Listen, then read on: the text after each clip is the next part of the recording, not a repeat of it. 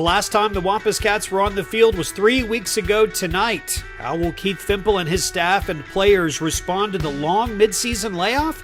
And how will they respond facing one of the best teams in the state? Conway's high-powered offense is ready to be unleashed on the charging Wildcats from North Little Rock. And the Cats' hard-hitting defense will have their hands full. It's a North Little Rock squad that's already scored 159 points this year. How's it going to play out? We'll know soon. Kickoff in less than 30 minutes. But first, it's the Conway Regional Health System pregame show, and that's next on Conway Corp.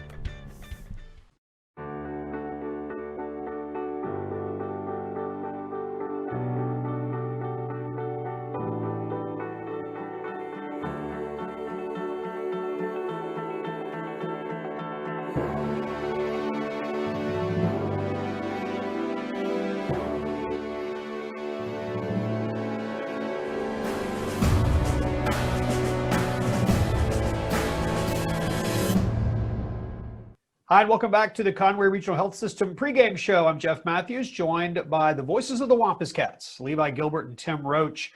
Finally going to put these guys back to work in a booth tonight. It's been a while, been 3 weeks since the Wampus Cats played, a bye week, an off week last week that no one prepared for, or at least were planning for.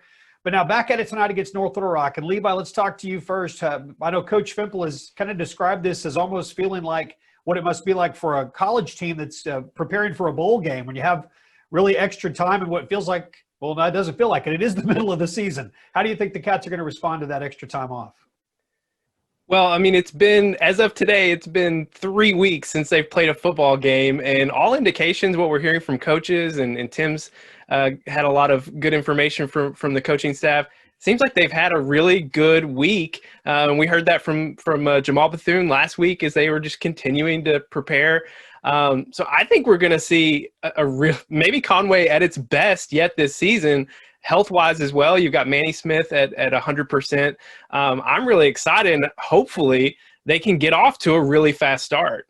So in some ways, Conway may have benefited from not picking up a game last week, which I know we all kind of thought, well, that's not a good idea to have 2 weeks off in the middle of the season. But in preparation for this is the meat of the year, Conway's conference season beginning tonight, Tim, that's an important, obviously, part of the season. It's the most important part of the season. What are your thoughts as we go into North Little Rock? Well, to your point, maybe the best time to have another week to prepare. This is North Little Rock after all, and we've had issues with them in the past few years. They've been on a slow burn. Conway has been for the last 2 weeks. All indications at practice are that the coaches have them ready to go. They know it's important. It's the start of the conference season, even though we thought we would have one game into it. This is really it. North Little Rock, this is the week that everybody's been focused on. I know there's a lot of angst. There's a lot of burn going on, and I think they're leveraging that to their fullest extent. And guys, the other story that's going on, obviously will be for a while, is COVID-19 and how the virus is affecting seasons, and it's affecting seasons in the 7A Central really every day, and we've seen it happen again with Little Rock Central. Their game against Fort Smith Northside has been lost, and so because of what we learned about the AAA's rules, what we're playing for now is just seeding 1 through 8, but that doesn't change the intensity, does it, Levi? No, and this Conway team, I think they're ready to be, anything other than a 3 seed again. You know, that's just what the formula has been the last few years with Bryant and North Little Rock kind of changing places at the top. This Conway team is ready to put an end to that. And then you've also got a really hot Cabot team in the mix as well. So if Conway wants any shot at that 2 or even at that 1 seed, it really starts tonight with a win over North Little Rock. Absolutely. We're excited to get them teed up and playing football again. Guys, we look forward to your call. We're less than 30 minutes away from the kick from John McConnell Stadium. We've got more of the Conway Regional Health System pregame show coming up on Conway Corp. You don't wake up thinking about internet speed, electricity, reliability. Your mind isn't on advanced treatment facilities or customizable systems. You don't have to think about any of these things because we do. Conway Corp, always on. Welcome back to the Conway Regional Health System pregame show. I'm Jeff Matthews, joined by Levi Gilbert, and we are joined by Coach Keith Fimple. Coach, good to see you. It's been 3 weeks since your team's been on the field. How are preparations in this last week been? I tell you, it's been kind of, it's been good for the kids. They've had a great mental attitude, through this adversity that we had going into a game being canceled. And we talked about this at the first of the season, and they've done a really good job with it. Now you get the reward of, coming back and getting to go, play North Little Rock. So. Yeah, and this North Little Rock squad, they have not missed a beat under a new head coach. What are the key things your Wampus Cats are going to have to focus on to find success tonight? Yeah, when you talk about North Little Rock, you start off by talking in the trenches. They remind people talk about this conference and comparing it to SEC and things like that. When you talk about it, you see those things with North Little Rock, the great linemen on both sides of the football, the physicality they come with. And it's going to be a good test for us to see where we were from the Bentonville game, where we saw, a little bit of that to right now. So, again, those will be, testing factors for us that we'll be looking forward to and we've talked about all week. Coach, every week we spotlight one of your seniors, and this week it's Vern Floyd. What can you tell us about that defensive lineman? Vern, in the 10th grade, it was an offensive tackle for us, and I told him that we needed some depth at offensive line, and had a great attitude, through that season right there. Has come on his 11th and 12th grade year, and played substantially last year for us as our rotation and our defensive line. But has taken over. We have 3 guys up front with Jalen McEwen and Trey Banks that have played a lot of snaps over their career. It's always good to have those guys, but to see them have, the games that they've been having and, on our point total as far as defense goes, it's good to see from them. And it's good to see the work ethic that those guys bring with them. It's going to be fun to get into conference play, Coach, even though it starts off tough. Tonight, North Little Rock and Cabot next week. Been looking forward to it. Yeah. Go we are Cats. too. We are too. We'll kick it off soon and have that kickoff coming up real quick. We appreciate Coach Fimple as always. More in a moment on Conway Corp.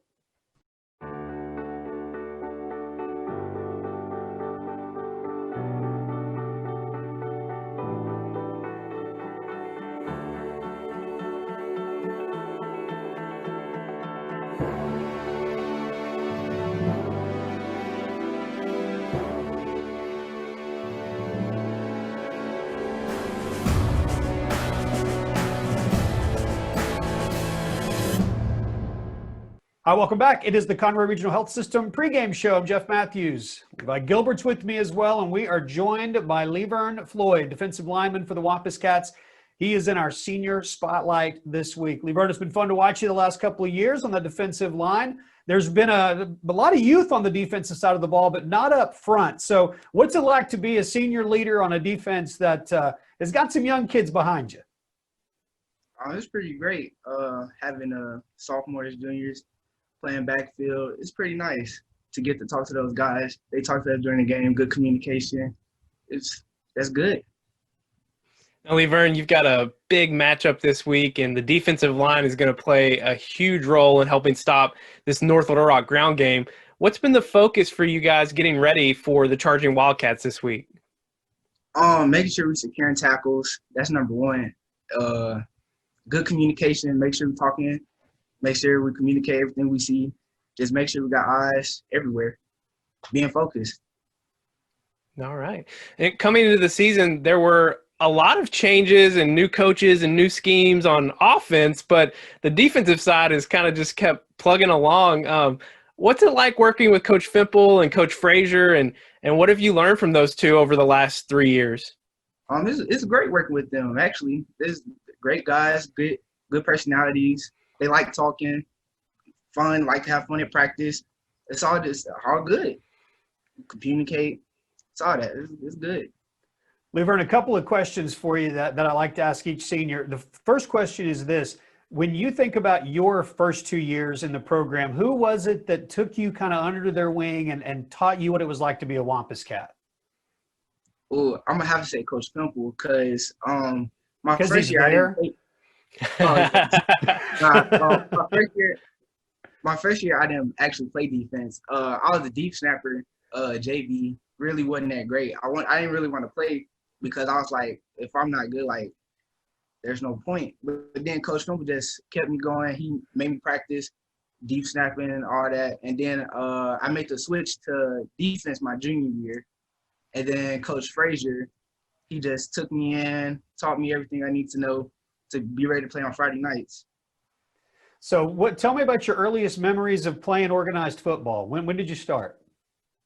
I think I started 5th grade. I had just moved back to Arkansas, and I played on the Buccaneers, Optimus football, and that's where it all started. Starting out at Optimist. It's crazy to go over there to the Peyton Hillis Field, and now it's Friday nights, the lights, senior year. It's an exciting time, isn't it? Yes, sir. Well, Lee Byrne, Yes, it's sir. fun to watch you play, and we're looking forward to watching you tonight against a very talented North Little Rock team. We're into the conference season. We know you're ready to be matched up against those guys, so good luck tonight. Thank you. You don't wake up thinking about internet speed, electricity, reliability.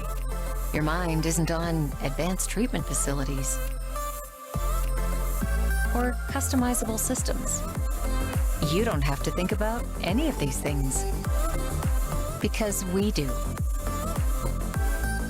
Conway Corp, always on.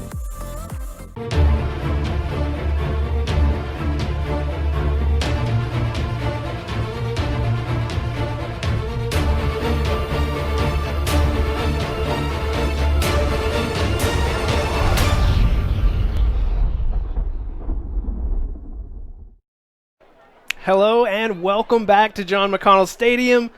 It has been a minute. I'm Levi Gilbert alongside Tim Roach, and we are live tonight in Conway as your Wampus Cats are set to host the number 2 ranked North Little Rock Charging Wildcats. Tim, it's been 21 days since the Wampus Cats have played a down of high school football against another opponent. That's a really long time to go without facing off against another team. Yeah, and I think Coach Fimple said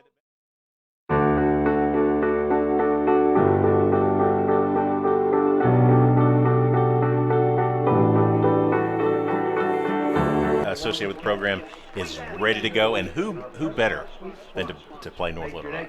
Yeah, it's opening night in terms of conference play for your Wampus Cats. That's not how it was drawn up, of course. We were supposed to open 7A Central play a week ago with Little Rock Southwest. Of course, they had to cancel the game because of COVID concerns with their team. They are also off tonight. We'll get into some more of that later. So all these extenuating circumstances have led to this really extensive break for the Wampus Cat. Conway now finds itself opening 7A Central play against North Little Rock here in Week 5. Week 5. We're already in Week 5.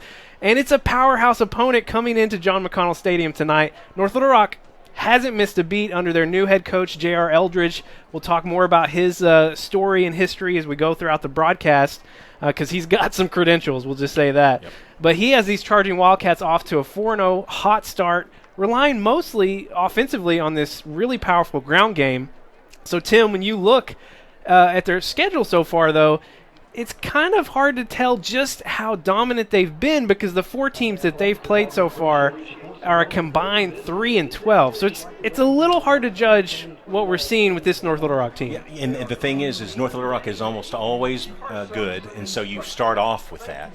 But then you pile on the fact that that they have basically run ruled. I almost used a baseball term there. They have mercy ruled 3 of their opponents.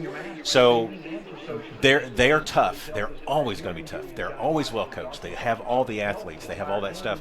But it's going to be interesting to see how really good it is. I would say, and not trying to be biased here, but this is the best team that they faced. And so I'm sure they're just as interested to see what they really got. Yes, the Conway Wampus Cats are the best team that North Little Rock will have faced so far this year. That's what you're saying there. Yep. And I think that's true as well. And this Conway team, listen, It's been a while since we beat North Little Rock. We haven't beat them since 2011. I know that the players, the fans, the coaches, they're tired of it. We're tired of it. We would love to see a Conway Wampus Cat win here tonight to open up 7A Central play. We're going to take a break, kickoff not too far away, and of course we've got Tim's 3 Things coming up next. 60 seconds and we're back here on Conway Corp. Arkansans appreciate community. We work and raise families, care for our neighbors, and come together in good times and bad. At First Security, that local strength is what we love best about our home state. There is commitment here, and heart, and hope. Thank you to everyone who is standing together, learning from one another, and making Arkansas a place we all love to call home. We're proud to be your community bank. Located on Robinson Avenue next to Laurel Park, the Conway Regional Rehabilitation Hospital is one of only 4 licensed inpatient rehab hospitals in the entire state. Patients are cared for by specially trained staff under the direction of an on-site physician who specializes in rehabilitation medicine. Conway Regional Rehab Hospital, your choice for comprehensive care to bring you one step closer to home.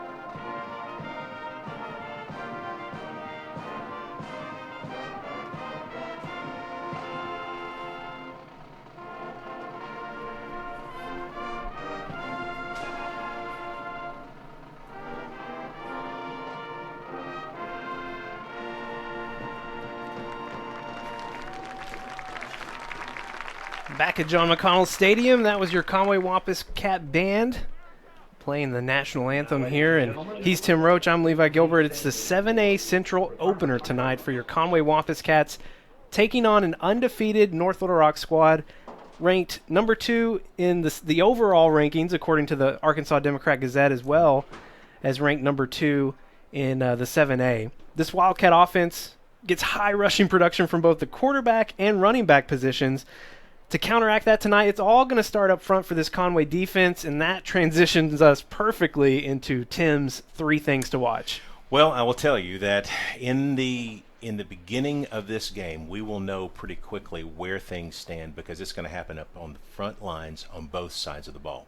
So when we're on offense, we did have an injury that happened at Jonesboro. We lost Nick DeBoard for the year.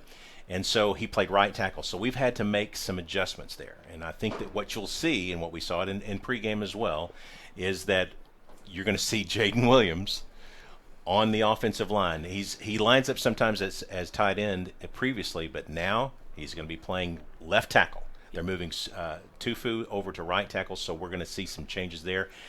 Great to have a 6'5", 250 guy on the end of the line. Yep, going from number 89 tonight to number 73. As best we understand, it means he could still be eligible to receive passes. He'd have to, of course, declare that at the line of scrimmage. Yeah, and so there's going to be a lot of things that we'll talk about this as the game progresses, but there's some things that we expect to see. But in the trenches, their ends, what we're also going to see is number 40, number 44 for them, their ends. They play a base 4-3 defense. Their ends are very quick. They get up the field very fast, and they're very physical, very athletic. They're big in the middle. But what happens is, and what we hope to exploit a little bit, and it's what Central did last week, was with their running game, they shot the gaps. As the ends floated up, they made a couple of good blocks on the interior, and it opened up some space on the inside. So I hope to see some of that. That's the first thing I would say. The second thing is on defense. When we're on defense, their offensive line is 3 seniors, 2 juniors. They're always good. They're always very disciplined. Their running game tells you that they've got some things lined out on their offensive line. So we've got to be very good to get to the running backs, hopefully disrupt them a little bit, make them hesitate, both Kareem Cotton as well as Fred O'Donnell, help them or make them make some adjustments at the line of scrimmage, and then be able to get our linebackers engaged. When we're on defense, our offense is very good at getting gap containment. When they're on defense, when we're on defense, if we can struggle or if we get them to struggle to block our guys on the ends, I think we're going to do some good things there. Let's talk a little bit about Manny. Manny had 4 touches last week. Okay, 4 touches. He had over 100 yards, 2 catches, 2 rushes, and a touchdown. That's an impact right there. Now, that was limited. That's 3 weeks ago, right? So we talked to him before the game last week. We talked to him, talked to the coaches before the game last week. They said, yeah, he's ready to go, sort of. Yeah, we think he's okay to go straight. He made some great moves at Jonesboro. And on that 51-yard pass play for a touchdown, it was 2 guys laying on the turf. So I think Manny's impact tonight will be even broader. I think we'll see both he and Jamal in the backfield potentially at the same time. What a great thing that'll be. Only 4 touches, but it was Manny's typical conversion rate, one of them for a score. 25% score rate. Yeah. Awesome. But Manny, he is kind of our lucky charm, right? I mean, he's the guy that makes the difference, makes things go. When he's on the field, as soon as 24 walks on the field, they've got 3 or 4 guys watching him from the sidelines to where he lines up. They've got eyes on him. The third thing I would say is that we need a big first half. They're very accomplished in the run game, North Little Rock is. What they're not so accomplished at is in the passing game. So if we get them having to come from behind where we force them to throw, I think that's a good thing for us. So if we can get started in a good fashion, which has been a struggle for us, let's be honest. The first quarter has not been necessarily one that we've won. But if we get going early and make them throw late, I think we've got a good chance. It's 7A Central football for your Conway Wampus Cats, their first conference game of the year, taking on North Little Rock 4-0, 1-0 in conference play after beating Central a week ago. We're going to take another 60-second break, and we'll be back with the kickoff here on Conway Corp. Helton's Wrecker U-Haul has the service you need. Whatever the automotive problem, Helton's has the diagnostics to repair it. If you're moving across town or across country, Helton's is your #1 choice for U-Haul in Conway. We have a wide selection of packing supplies for every aspect of your moves. Also, we sell and install hitches. Call 327-4696 for a quote. At Helton's Wrecker U-Haul, we are always on our toes. Give us a call at 327-7681. Bankers and passes. No, Nigel, that's Charles' boss. No, he left the rest line. Take it outside, boys. Johnson's down the right side. He crosses over to O'Connor and shoots. Oh, no! Oh, brilliant.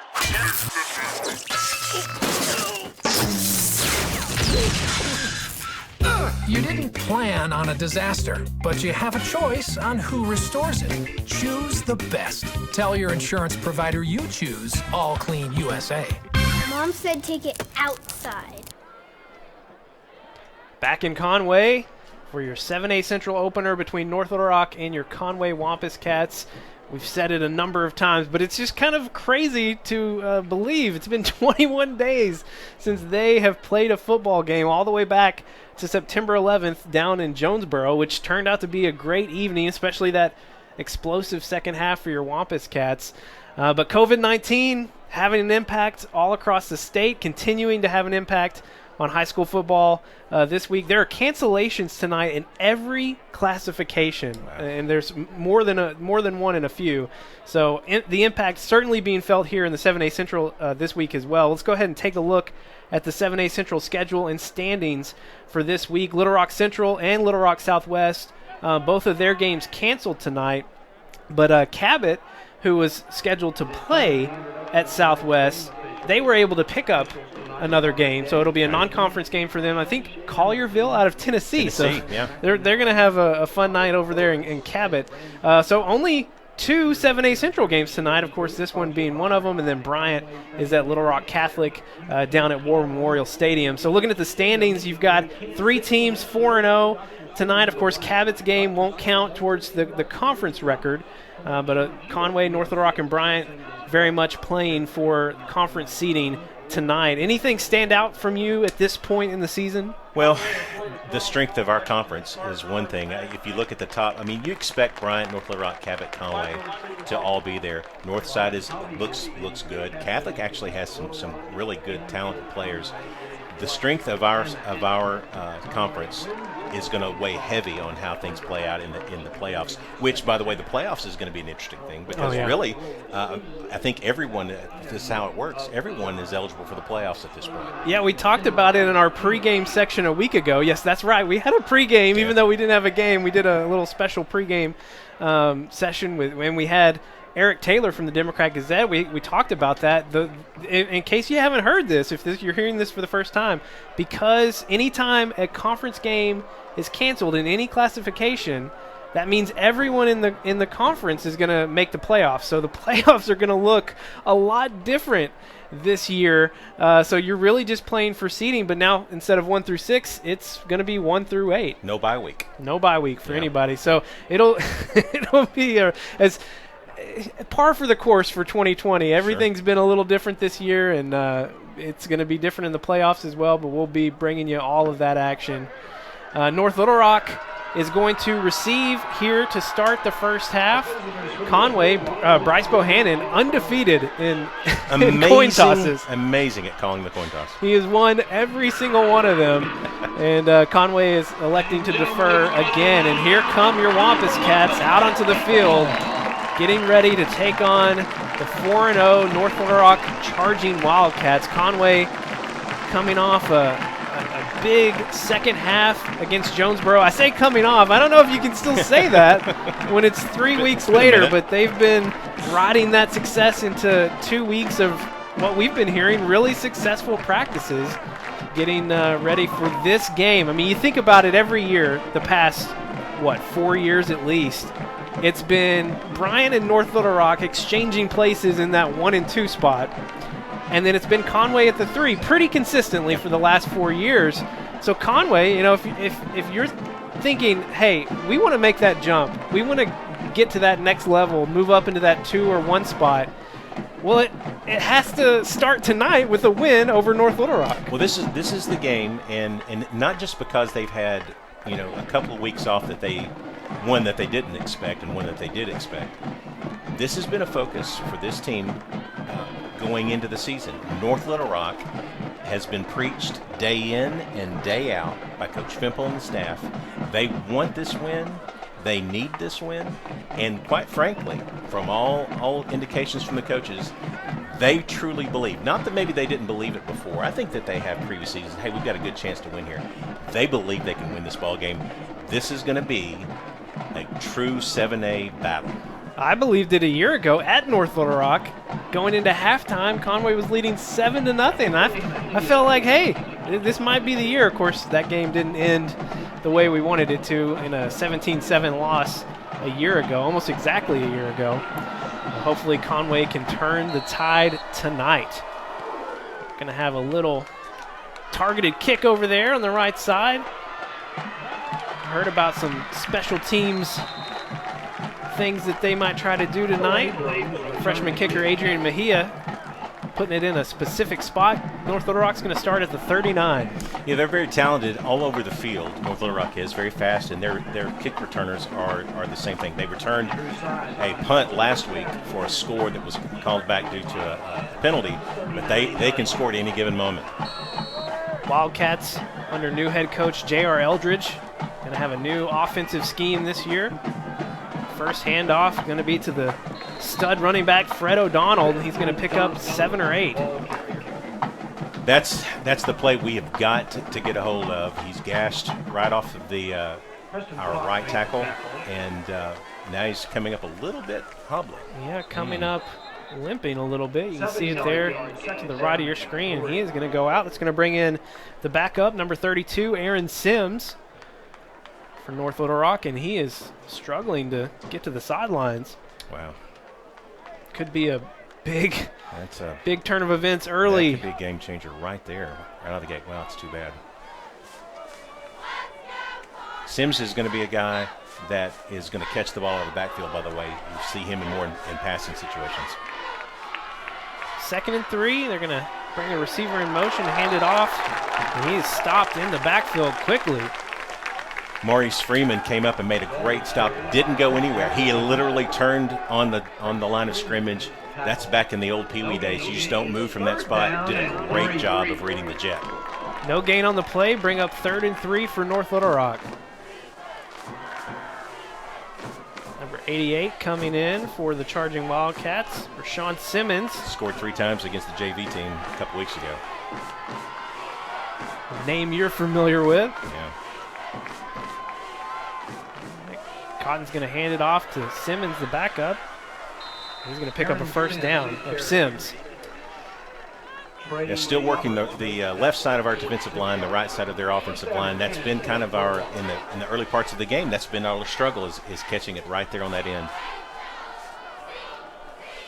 Levern Floyd, Jalen McEwen, Travion Banks, and on that defensive line. It'll be a fake. Incomplete, looking for number 8. It's Felix Wade.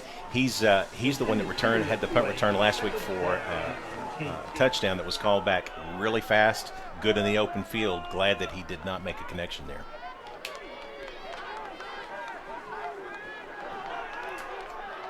Two receivers each side for the Wildcats.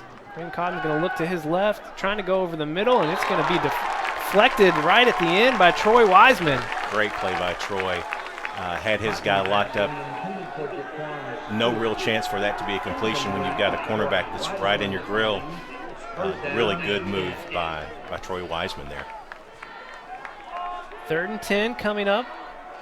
This is the game plan here if you're Conway. You want to keep North Little Rock having to pass the ball.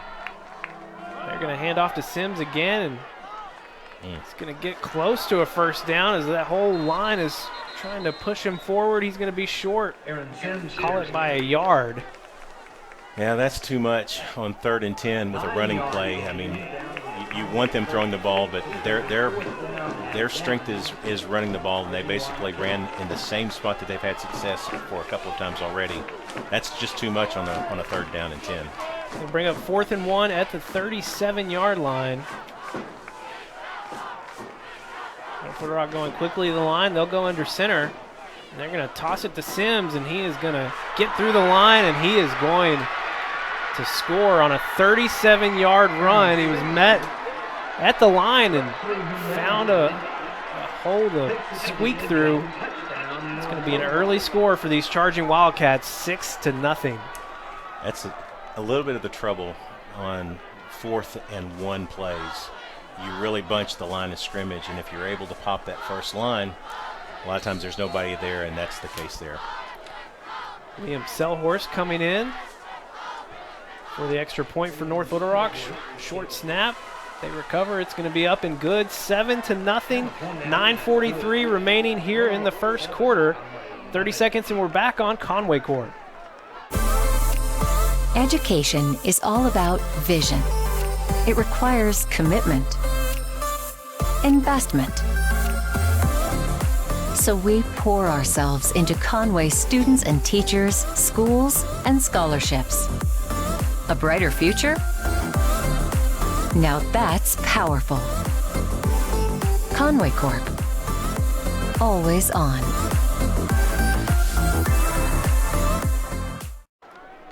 So a 37-yard touchdown run for Aaron Sims on 4th and 1. Puts North Little Rock up early in this one, 9:43 to play.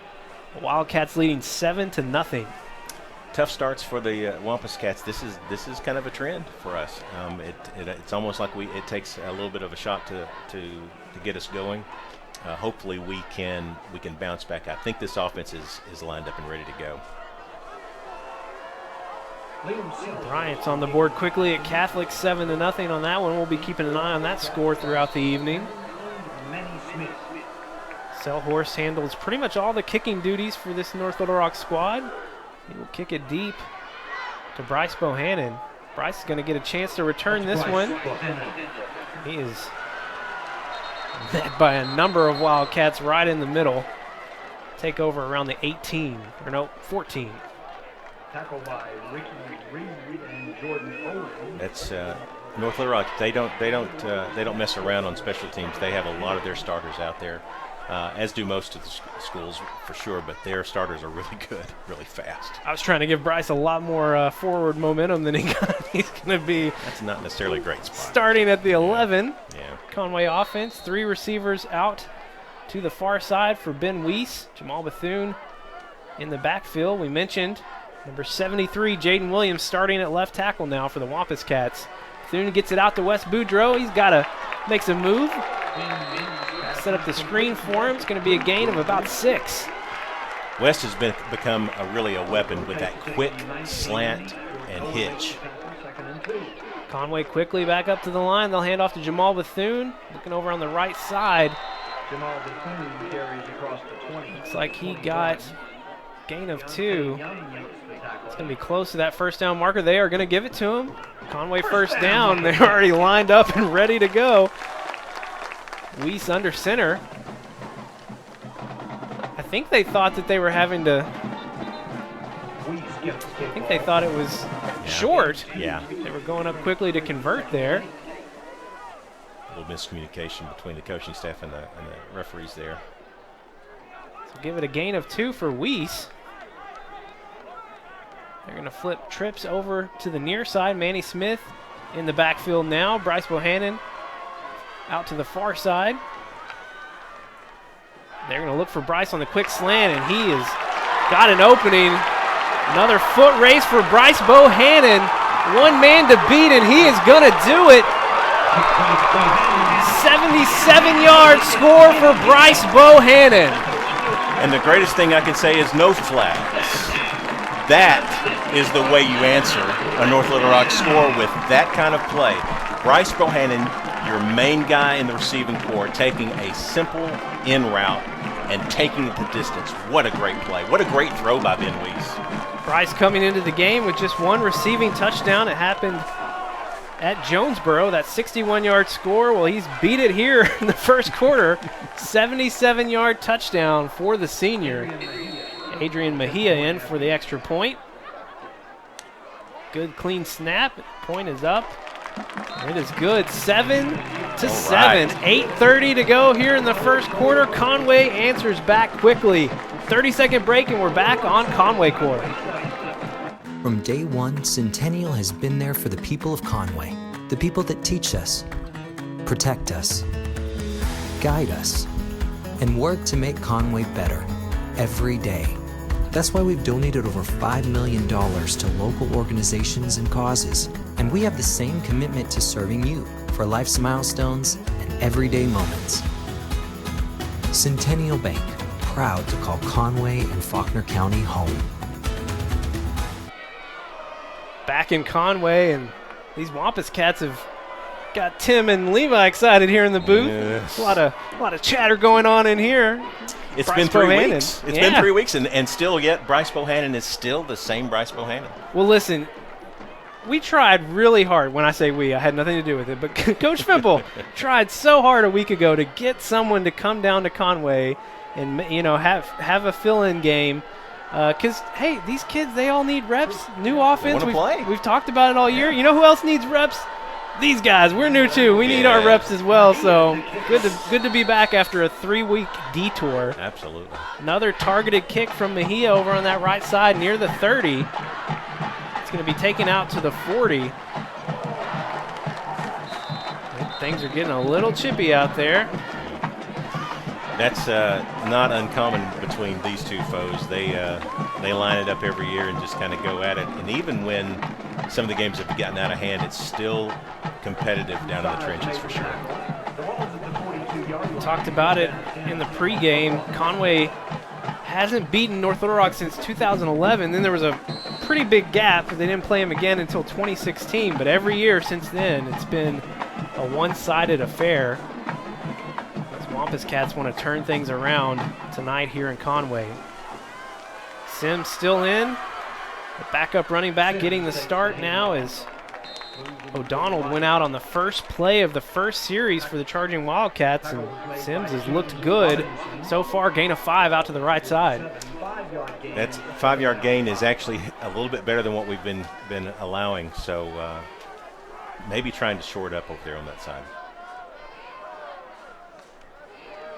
Cream's going to fake this time. He's looking over the middle. It's tipped at the line of scrimmage. Yeah. Preston Prock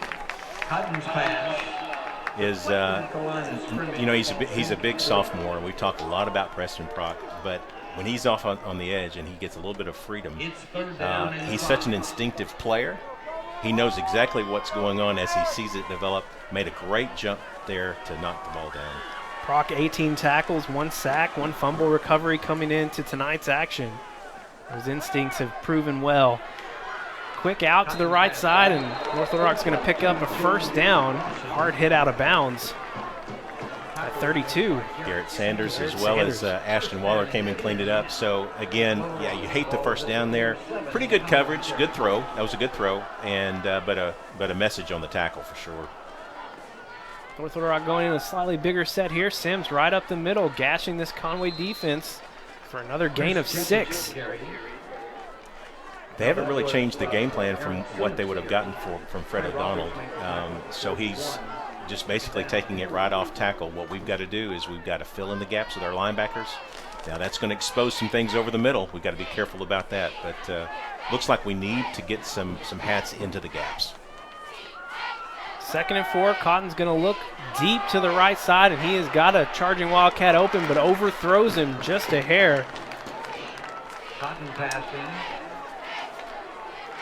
Cotton not the most accurate passer in the 7A Central. He's throwing about 41% completion rate, but he's doing more damage with his legs. He struggles with the long ball. That's where his main struggle is. He's hit some of the shorter routes. Had a guy flash behind our safety, and it was wide open and just couldn't make that happen. 3rd and 4 coming up for the Wildcats. We're going to hand off to Sims, and it was Prock out there. Almost got a hand on him. They're going to push him out of bounds. It's going to be short by 2 yards. Well, so actually that's what we really want with both of these runners, is that you don't want them taking the gap.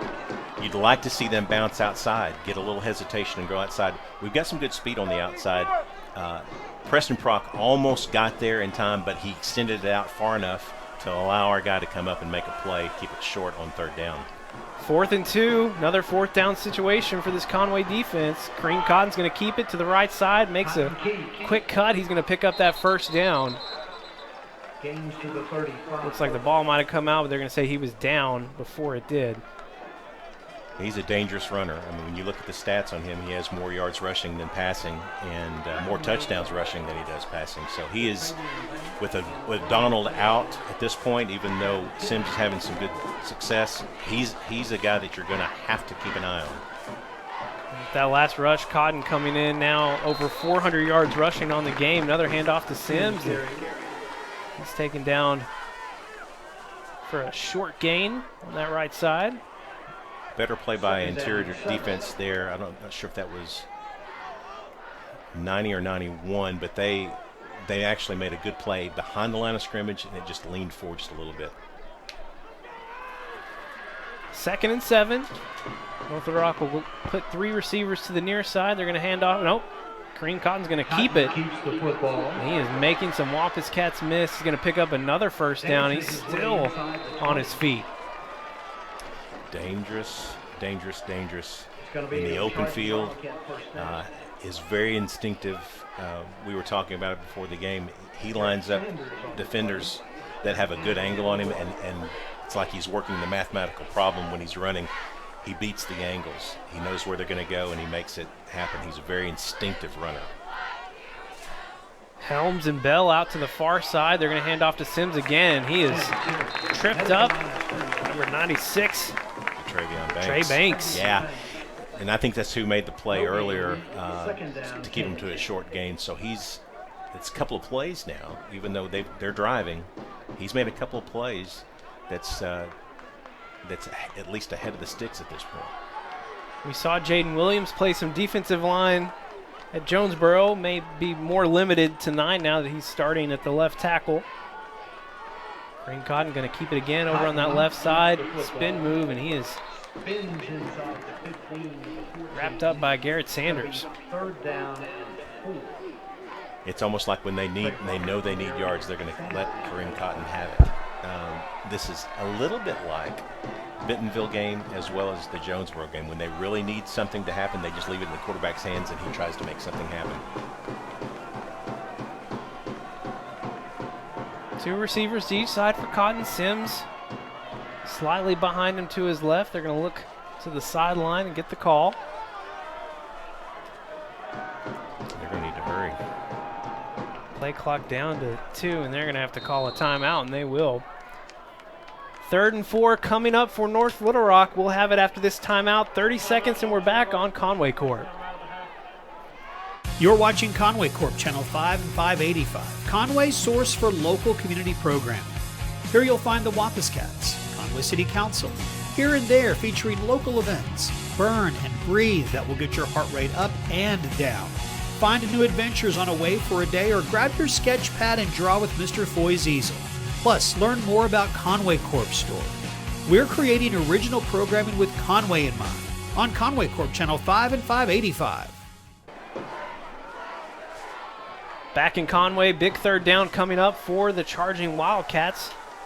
It's their 2nd possession here in the 1st quarter, and they have just been driving down the field so far in these first 2 possessions.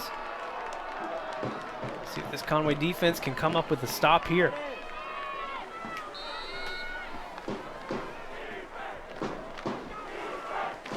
Third and 4. Cotton's going to look out to his left. He's going to toss one up and overthrows his target and Bell, but they're going to get a pass interference call. Yeah, that's a really tough call. The ball was way overthrown. Yeah, I'm not sure that ball was catchable. They're going to get Hardaway, senior backup quarterback, going to be playing in the secondary more tonight. That's a gift is what that is. That's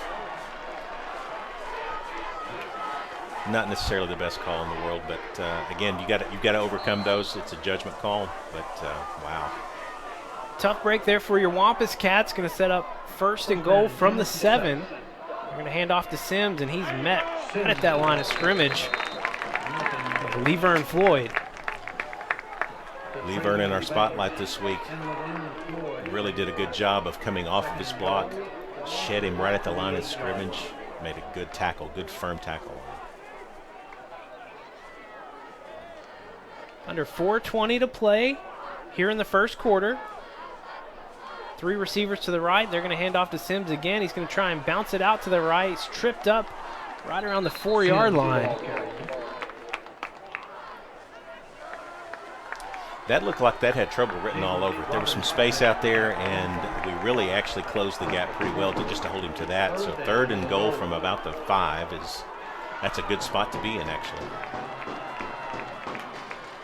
See if this defense can make a stand here.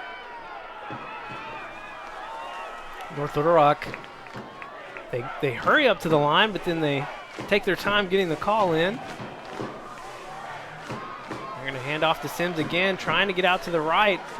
He is going to be stopped right around the 2-yard line.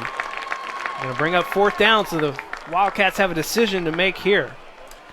Good couple of plays by the defensive line. Again, got out into some space. We filled in the gaps very quickly on the edge, and really what looked to be trouble closed down fairly quickly.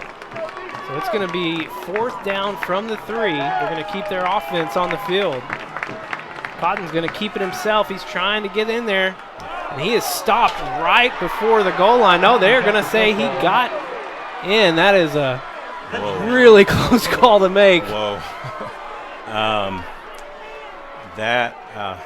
Wow. It looked like his elbow hit before he was able to get across the goal line. Just a bang-bang call. The advantage going to North Little Rock on that one. 3-yard touchdown run for Kareem Cotton. Selhorse coming in quickly for the extra point, and it is blocked.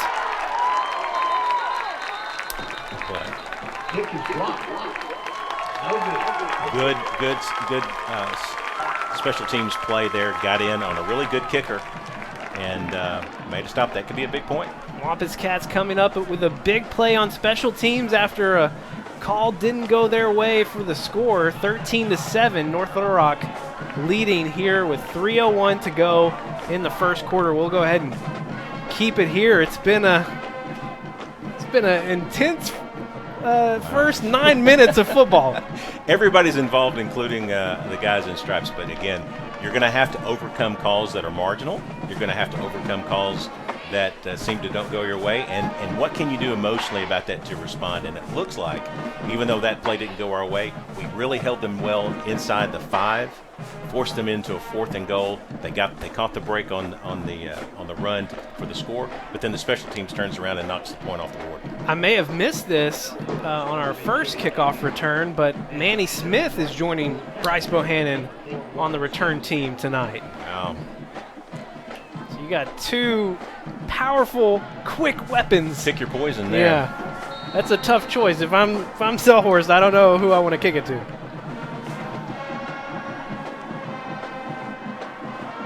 Kick is up by Selhorst. It's going to go over near Bryce Bohannon again, but this one's going to go out of bounds, and it's going to be a penalty against North Little Rock. Set up good field position for your Wampus Cats. That's okay. I mean, that's one of the options, right, is you kick it to Bryce, you kick it to Manny, or you kick it to the sidelines. And in most cases, that's going to end up somewhere closer to the midfield spot. So we'll take that. It's a good penalty. Well, it just took one cut for Bryce Bohannon the last time these Wampus Cats were on offense. He took a quick in route, 77 yards for a touchdown. Wampus Cats will start with 2 receivers to each side. Jamal Bethune in the backfield as well. Going to be a quick little hitch play to Micah Mosby. He's going to get close to a first down. There were a lot of eyes on West Boudreaux as he sprinted down, and that really left Mosby just in the flat by himself. Some weak coverage there, and he was able to exploit it. They'll go back to it here. 2nd and 1. Going to be a handoff to Bethune over on that left side, and he's going to pick up a first down, gain of 2. When you need a yard or 2, 29 is going to be your dude, right? I mean, he's just he's a load in the backfield. The big thing you want to do if you're this Conway offense, no 3 and outs. Let's try and wear this North Little Rock defense down. Another quick pass out to the left side. Is that Silverman Barnes out there? Yeah. Number 4 getting a gain of 5. So Silverman Barnes is kind of playing in sometimes in the position where Jaden would have played. Weiss goes under center. He's got 4 out to the right. It's going to be a quick screen pass set up for West Boudreaux, and a burst of speed is going to get him a first down. Gain of near 10 yards. Yeah, I'm not sure that North Little Rock has seen that kind of speed from a slot receiver yet this season. It looked like they thought they had him at the line of scrimmage, and he really had no chance to stop him. We'll bring out some more speed now as Manny Smith is out of wide receiver. Weiss is going to roll out to the left. He's going to keep it. Little shovel pass out to Bryce Bohannon. I think he's going to be called for an illegal forward pass. It looked like he had passed that line of scrimmage. It was a close one. There's been a lot of close ones. Actually, I thought he was behind the line of scrimmage, and again, I'm not siding with the officials much tonight, and I don't mean to do that, but I thought he was still behind the line of scrimmage. Yeah, it was a difficult angle for us up here. They're talking it over. They might wave this one off.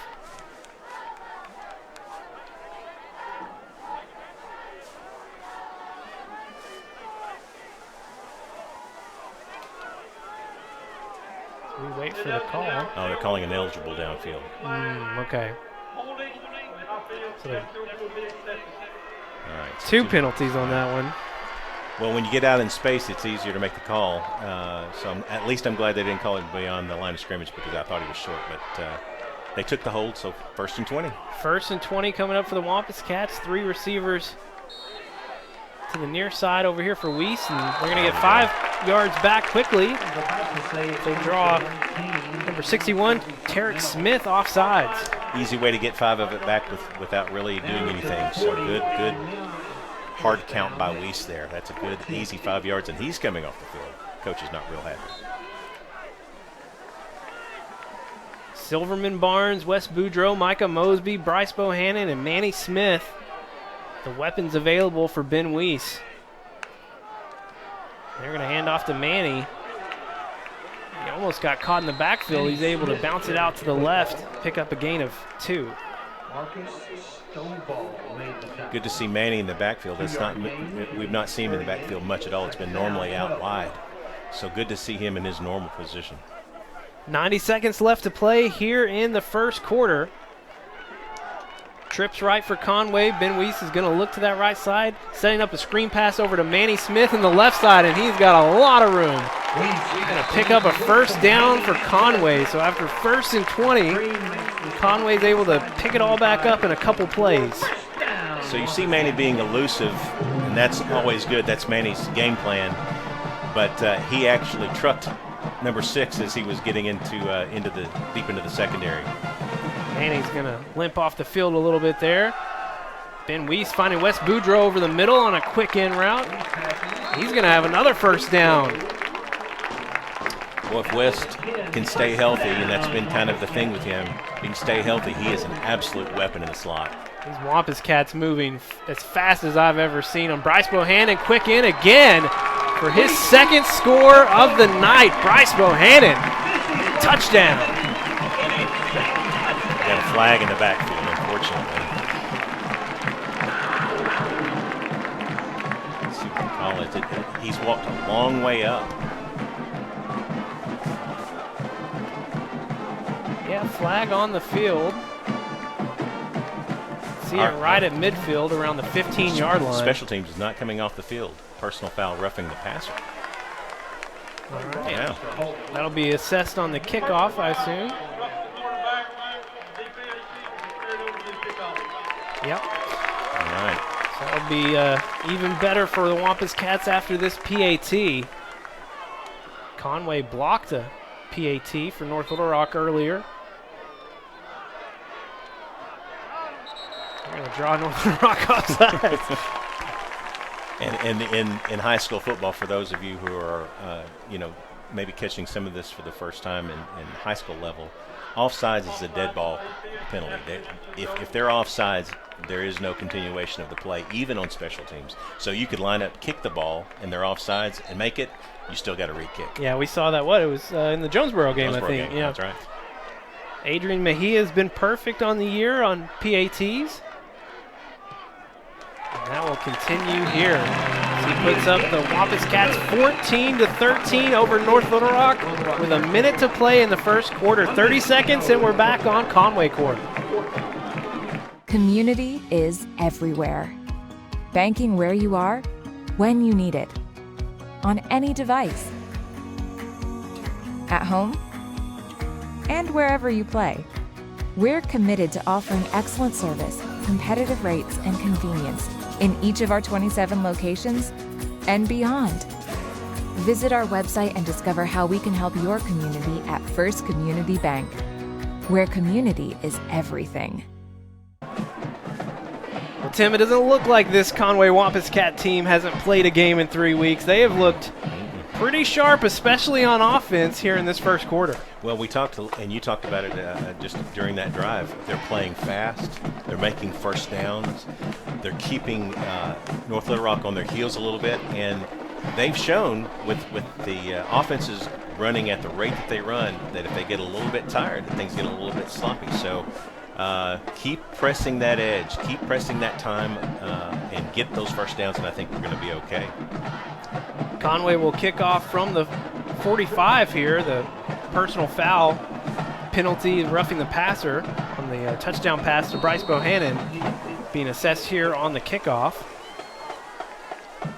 And he is going to loft it. It's going to be in the end zone, and North Little Rock will take over at the 20. Yeah, again, in high school football, it's just a little different rule than what it is in college and in pros.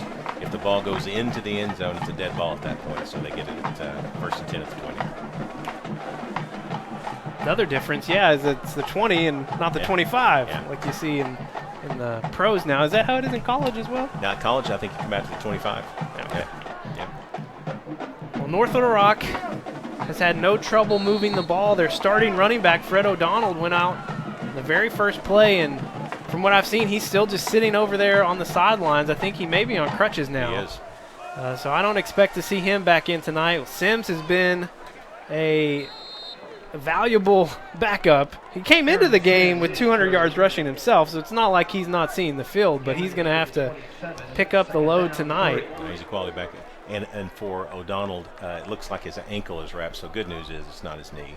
And hopefully it's not anything that's going to linger too much. Yeah, a lot of big talk about O'Donnell coming into this season. He didn't play most of last season because of injury. And he was off to a great start, but it looks like he is done for tonight. As Wampus Cats wrapping up Sims after a gain of a yard. Going to bring up 3rd and short. That's been the story of this first quarter for North Little Rock, these 3rd and short situations that they've been able to convert. Yeah, we've been behind the sticks on defense pretty much every series.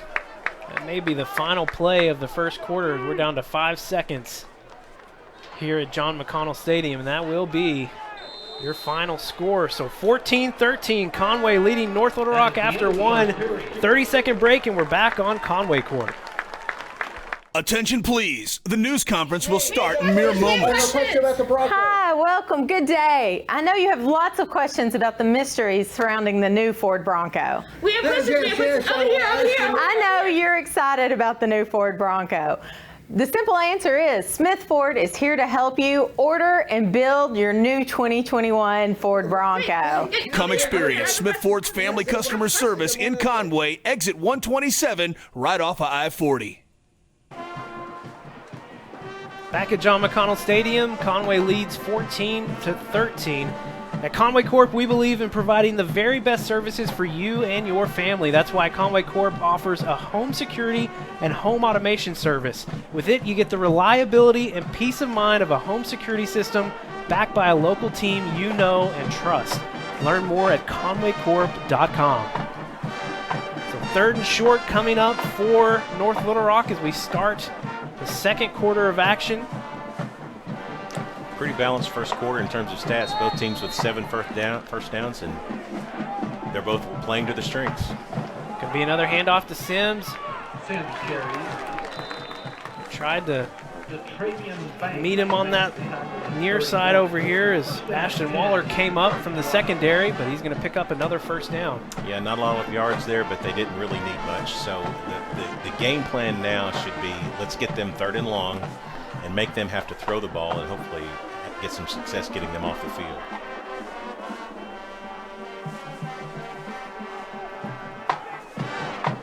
First down for North Little Rock.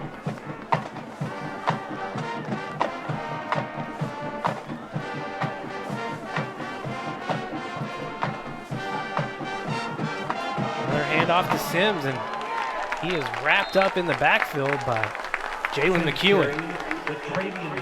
And D Banks in there as well. They've starting to collect. There goes Jaden Williams off. we're seeing him all over tonight. Yeah, he is. Listen, got to look quickly, but you can find him pretty easily. Yeah, we're gonna have to talk more about Jaden as the night goes on. Just the transition he's making tonight. It's gonna come up huge for Conway. Kareem Cotton finds a seam on the right side, and he's gonna go all the way. But there is a flag on the field. Might be a holding call bringing that one back. Yeah, that's actually a pretty easy call in space for the official. Had a hold of our guy on the edge. I don't know if it was the cornerback or our safety, but as a receiver, one of the things you have to do is you have to know when to let go. Your hands, you're going to be real handsy. That's just the way receivers are. And it's that point at which you can release and not get the holding call, and he just held on just a little bit too long. That wipes out a 68-yard touchdown for Kareem Cotton. After not getting many breaks in the first quarter, this Conway defense catching one here. After the penalty, the football spotted at the 35. Coach Eldridge is not real happy with that. He was out on the field pretty good ways. So it's trying to make his point. It's a spot foul, so they're still going to net some positive yardage on that. It's going to bring up 2nd and 6. I wouldn't be surprised if they just go to it again. They're going to hand off to Sims. Waller's there to get low and bring him down right near the 40. Seeing a lot of one of the things that we had heard might happen was seeing players playing different positions. Coaches, they like to use the term dude. If a football dude, somebody that really understands a position, whether that's their main position or not. And so you have someone like Michael Hardaway out here who's working on the corner near side. Our backup quarterback now playing a lot of cornerback. So they did get a first down on that last play. It's going to be a short gain here. You're talking about Hardaway, and we talked about Jaden Williams a little bit as well. And these guys, these dudes that are just willing to do what it takes to get on the field and help the team in any way. Of course, Hardaway, the backup quarterback coming into the season, and looks like Ben Weiss has definitely secured that job, and Hardaway doing what a good senior can and finding another way to contribute on the field. 2nd and 8, they're going to get a screen pass out to the left. And he breaks through that first tackle. He's going to pick up a first down and more as Taylor takes him out near the 35. That's Felix Wade again. He doesn't have a lot of stats from the receiving side, but he is really elusive in the open field. Made a couple guys miss, and it was a big gain. North Little Rock up to the line quickly. Kareem Cotton going to roll out to the right. Finds Felix Wade again out in the flats. It's going to be close to another first down for North Little Rock. They're going to give it to him. His chain crew has been getting a workout tonight. Not a crew that I'd want to work on. Not this game.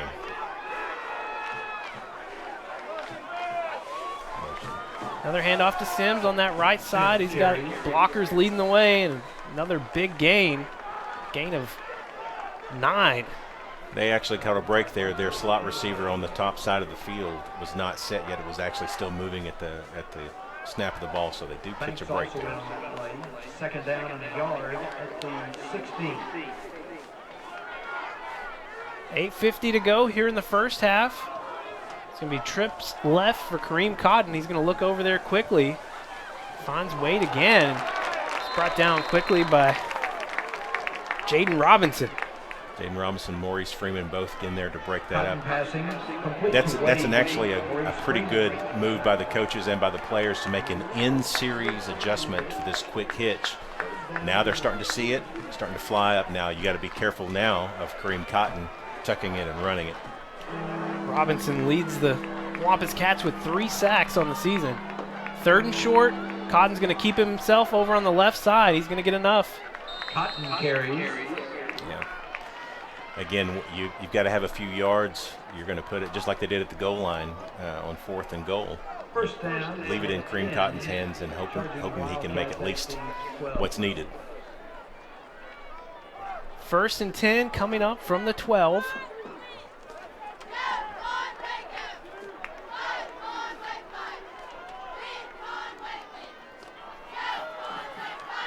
Another handoff to Sims. Conway defense doing a good job out on that far side. He was able to bounce that out. We actually had some pretty good secondary effort on the tackle to keep him at 3 yards, but still able to wiggle out a little bit. Laverne Floyd coming off the field. Jaden Williams back on. That defensive line, it's still not used to seeing him in 73, but I'm going to have to get used to it. Another handoff to Sims. He cuts it inside. He's going to get it down to the 1 yard line. 1st and goal. He's really showing his worth as a backup running back, really playing the #1 role now and making guys miss at the line of scrimmage, finding a good seam. A really good run there by Sims to get it to the goal line. Kind of expect to see Kareem Cotton here just to keep it. They've got a heavy set.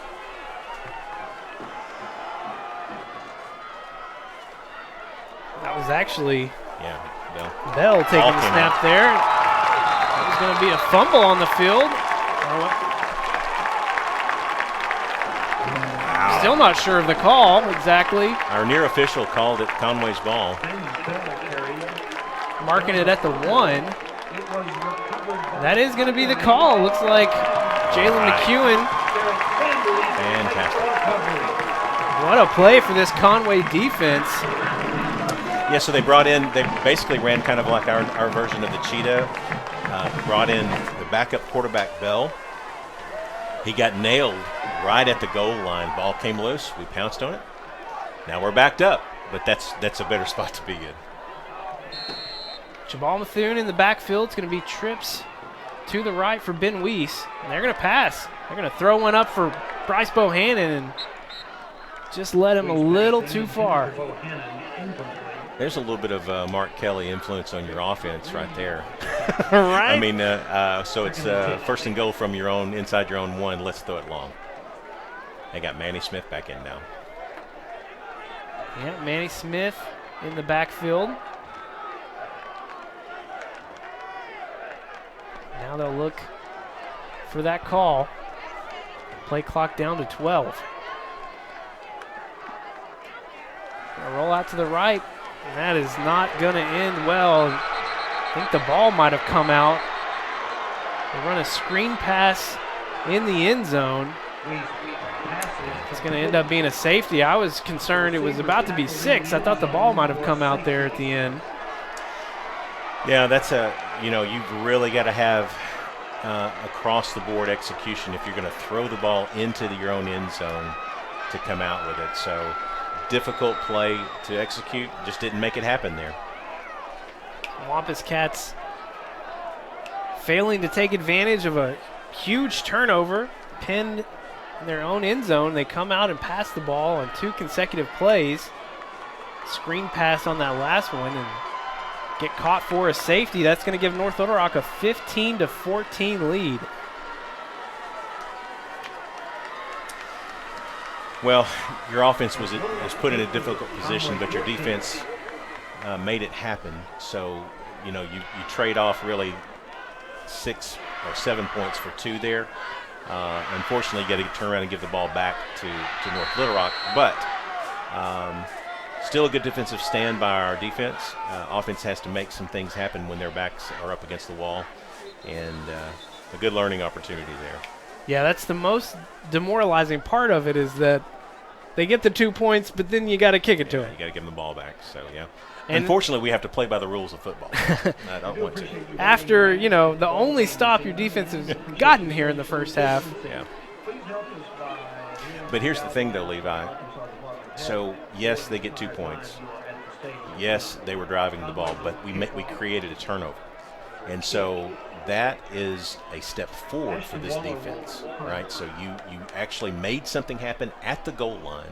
So that's still a big play for the defense. I think the defense has still got their job to do. They've got their work cut out for them with this offense, but still some positives to take out of that. Chris Jefferson and Randall Abrams are deep.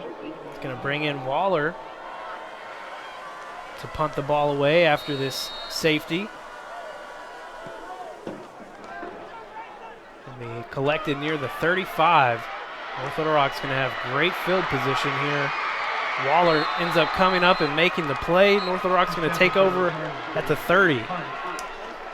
That's that again, with having to punt the ball from your own 20, they're going to get good field position. And a lot of times with the punt, the way the ball hangs in the air, it gives the return team an opportunity. You see that a lot with safeties. The first time that they touch the ball after the return, it's deep into the other team's territory. And so now we've got our backs up against the wall again. 1st and 10 from the 30.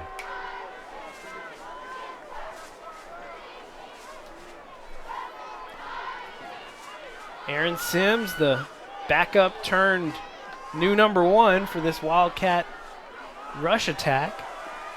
I'm going to hand off again to him. He's going to make a little cut to that left side, give him a gain of 8.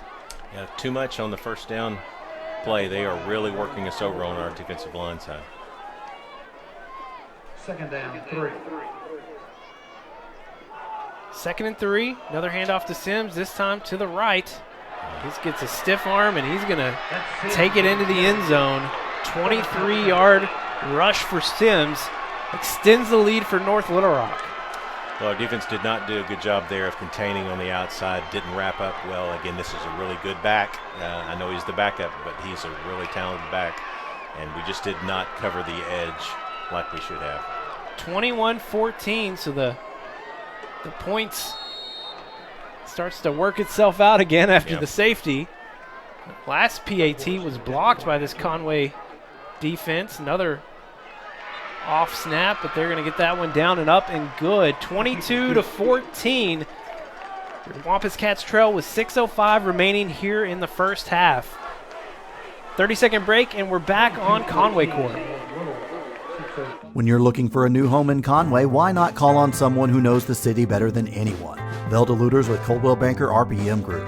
She has 25 years of experience and understands every aspect of the home buying and selling process. Buying a home can be stressful, but it doesn't have to be. Working with Velda is easy because she knows your needs are unique and she gives you the personalized service it takes to find your perfect home. She loves Conway High Sports and is a longtime supporter of the Conway Wampus Cats and Lady Cats. Find current listings at her website, veldaluters.com, or give her a call. It's all rushing attack for this North Little Rock charging Wildcat offense. 144 yards for the backup, Aaron Sims, who's had to take on the #1 spot after Fred O'Donnell goes down in the first play of the first drive for North Little Rock. Charging Wildcats lead 22-14 here in Conway. Yeah, they haven't skipped a beat with 32 back there. Sims has done a number on us, bouncing the ball outside, taking us off of our gaps. We'll see if we can't make some adjustments on defense. Well, this is going to be a big possession for Conway. See how they respond after the misfortune of that last possession. And Manny Smith's going to get a chance. He's going to make a move over in the middle. Going to stop him around the 15-yard line. Still good to see Manny back there. Confidence in the ankle seems to be back, even though he kind of limped off earlier. Hopefully he can continue to progress forward. Yeah, he's looking a lot more comfortable now, coming off to the sideline. Jamal Bethune hasn't touched the ball very much. He had 4 touchdowns 3 weeks ago at Jonesboro. And he'll get the handoff here. Finds a little opening there on the left. He's going to get a gain of 3. That's okay. We need to establish Jamal Bethune. We need to get their defensive line working harder and harder. Here comes Boogie Carr. First time to see him tonight. Trips to the right for Weiss. They're trying to set up a screen for Boogie. North Little Rock had sniffed that out. Weiss wisely throws it into the turf. Yeah, and that's a smart move. There was really nothing there, so live to see another down here. 3rd and 6. 2 receivers to each side. Wow, nope, look at that line of scrimmage.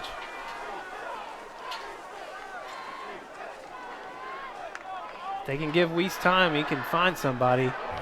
He's looking out there for West Boudreaux. West not looking for that pass that quickly. They had everybody in the box. They had everybody within about 6 yards of the ball. So if we make that play, it's going the distance. So they're going to bring the pressure, it looks like, even on 3rd and long.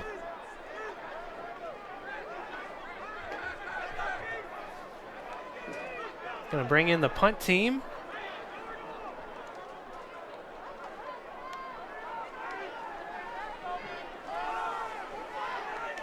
See what Ashton Waller can do here.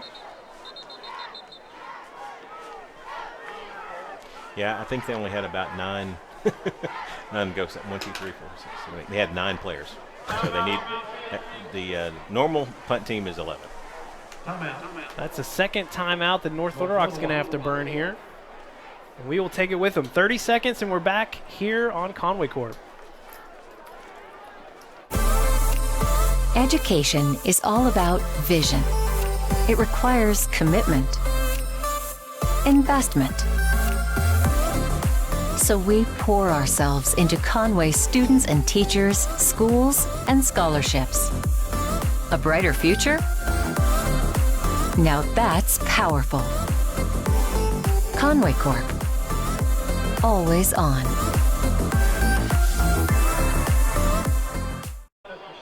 So So after a safety on their previous possession, the Wampus Cats are going 3 and out here.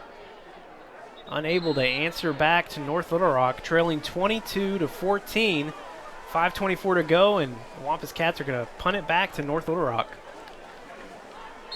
Time for a good punt from Ashton. This would be a good spot for it.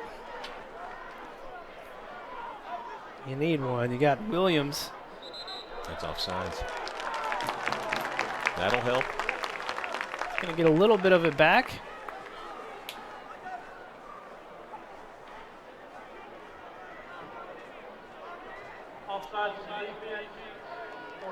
It's going to make it 4th and 2, 4th and 1. Let's just do it again. I wouldn't mind. I don't think they won't try. North Little Rock not biting that time. Short snap, and Waller is going to try and get it off. Breaks a tackle and is able to get one off. That's a heroic effort from Waller. What an athletic play. Yeah. Well, that could have been a lot worse than what it ended up. Let's see where they're going to spot it at the 34. So that's actually, I mean, I know he's left-footed, but he able to gobble that up and even get it off is a miracle. So good play by Ashton there. This is the tipping point. You know, we've got to make a play on defense. Somebody needs to step up and make a play. Somebody's got to stop 32. They're going to have to stop Kareem Cotton when they need yards, and they need to keep their eye on number 8. Lots to look at. Jaden Williams back on that defensive line. See him on that left side there next to Proc. Waller coming up to the line as well. Cotton going to find a receiver out in the flats. Almost hit in the backfield. He's able to pick up a gain of 6. Came real close to getting a hold call out there. I know our fans were yelling for it as well, but again, we've got to make good, solid tackles. We had him in the backfield, and he gets 6. That was senior Chris Jefferson. Haven't called his name much tonight. Felix Wade checking back in for the Wildcats as well. They're going to work a little clock here too. 4:36 to go. Handoff to Sims right up the middle and give him another first down. Well, their blocking schemes are so fundamentally sound in the interior. And again, Sims is not wasting any time. He's just he's hitting the gap. And you know, the first contact on that play was at our linebacker spot. So you've got to be able to get a hat on the defensive line side. Talked about how much they rely on the rushing attack, and you can see why. They really haven't had much of a need to try and pass the ball much tonight. Cotton's going to keep this one up the middle. The ball carrier takes it to the 20-yard line. That's one of their shortest runs, so 2 yards there. And again, Kareem Cotton is always going to be an option the way that they run their read option. He sticks it into 32, and if he likes what he sees, he pulls it out and tries it himself. They've actually got they're running Bell as well at wide receiver. The backup quarterback is running wide receiver as well now. So interesting plays here. Trips left, handoff to Sims again. He's just so good at finding those seams. Tyler Garlington made a good play there coming up from his secondary spot, but again, that's just too deep. 3rd down, we had him really where we wanted him, and now it's 3rd and short again. 3rd and short coming up. Conway calling their first timeout here in the first half as they're hoping to get a stand here on 3rd down and maybe get the ball back. Score update from War Memorial Stadium. Bryant's up 21-3 on Little Rock Catholic. They are at halftime in Little Rock.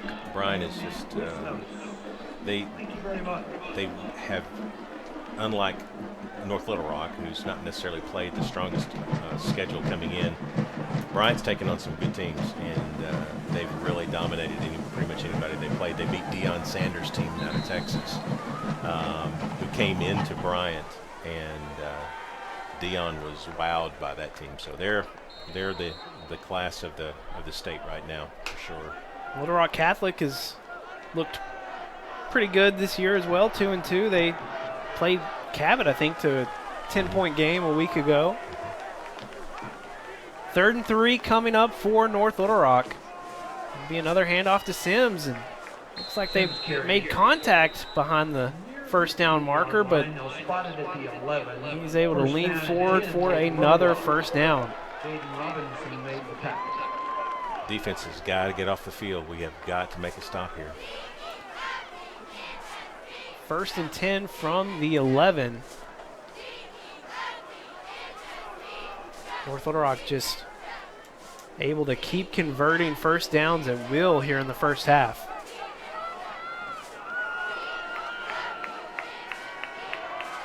Sims again, and that's a hard hit. Sims carried.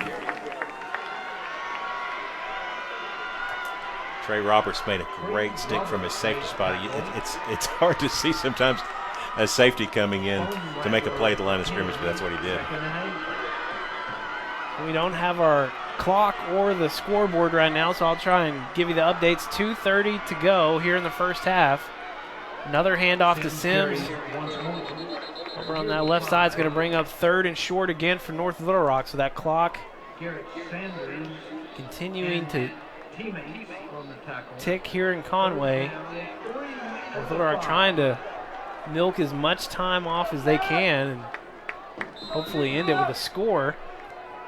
Keep that ball away from Conway as much as they can. I guess Wampus Cat's going to call another timeout here. Trying to save some clock for themselves for hopefully a drive here towards the end of the half. So 2:07 to go here in the first half. We'll go ahead and keep it here again. Conway trailing 22-14, 2:07 to go. Give a little shout out to a former Wampus Cat. I got a tweet today, and it's Conway Wampus Cat we actually were talking about this week, doing some of our prep, but Jabrian Earl. Yeah, number 7 a year ago. He is leaving for boot camp on Tuesday. Oh, wow. He's going to join the Air Force, so we'll say congratulations to him. And best of luck. Jabrion, he did such a good job. I remember he became the impromptu starter at running back in the first game a year ago, scored 2 touchdowns, and then was kind of banged up, but came back later in the season and made a lot of plays on special teams as well. So best of luck to you, Jabrion. Yeah. 3rd down and short coming up, 2:07. Got to be careful of Kareem Cotton here.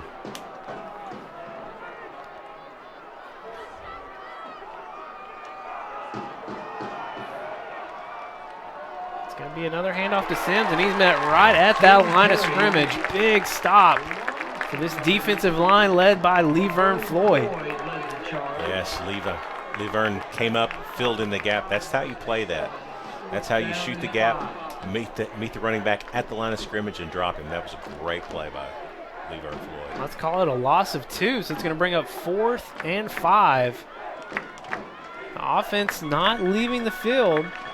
They're going to let this clock run down, I imagine, and probably then call a timeout. We're down to 10 seconds on the play clock. That looks exactly like what they're going to do, playing a little Halloween theme here. It's a little spooky. A little spooky on 4th down. Timeout by North Little Rock. That is their final timeout. We will take it with them. 30 seconds and we're back on Conway Corp.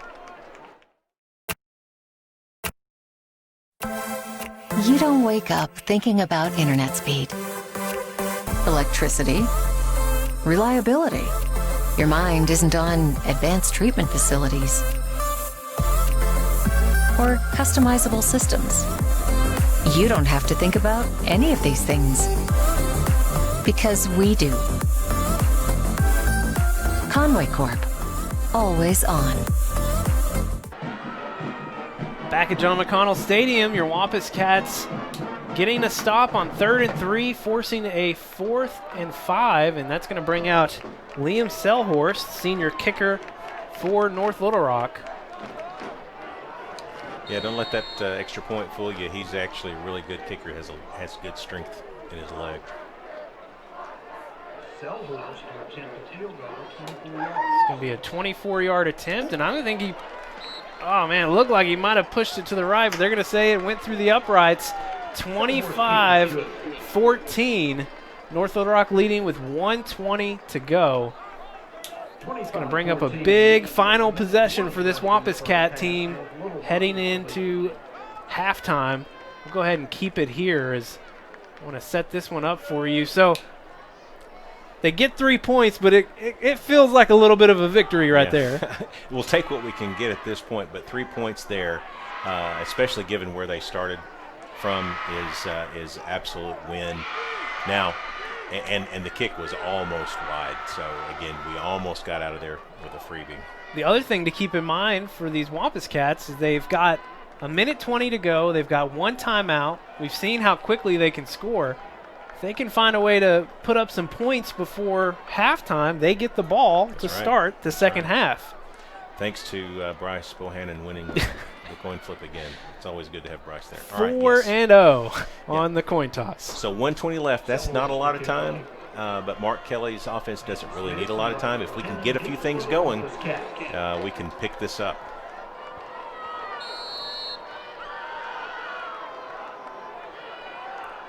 Bryce Bohannon, Manny Smith back deep for the Wampus Cats. This one's going to go in the end zone again, so the Wampus Cats will have 80 yards to go with a minute 20 left here in the first half, trailing 25-14. All right, so the running game has not been there this evening. We've not had a lot of success. Well, we're getting quick to the line of scrimmage. I'll kick it right back to you. No time to talk. They are playing so fast tonight on offense. Going to find Silverman Barnes over on the left side for a quick hitch. And they will hurry. They're going to call Bryce, I think.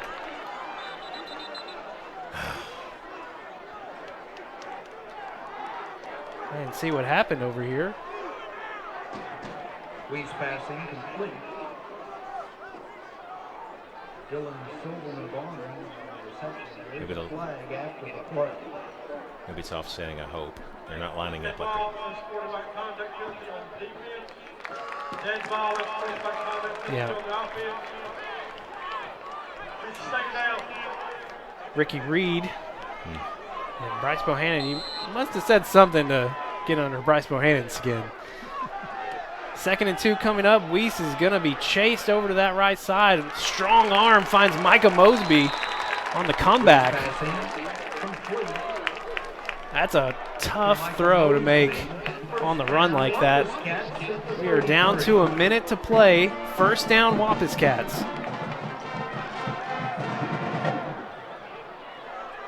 Weiss finds Wes Boudreau on the cross pattern. He's going to get out of bounds. 53 seconds to go. That's a smart pitch and catch there. Wes, as soon as he got the pass, looking to get out of bounds, stop the clock. Jamal Bethune coming off the field. That's going to put Manny Smith in the backfield.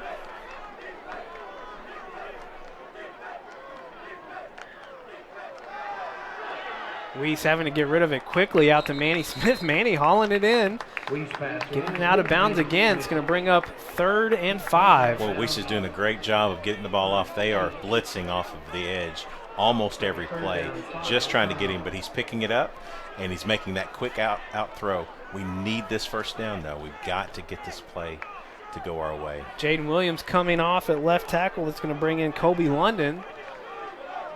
I think the tackles actually switched sides just then, so. Wes Boudreau, Silverman Barnes, and Bryce Bohannon to the near side.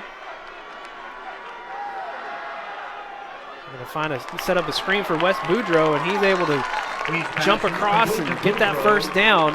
43 seconds. Stop the clock as they reset the sticks. What a fantastic move by West to extend out and get that first down.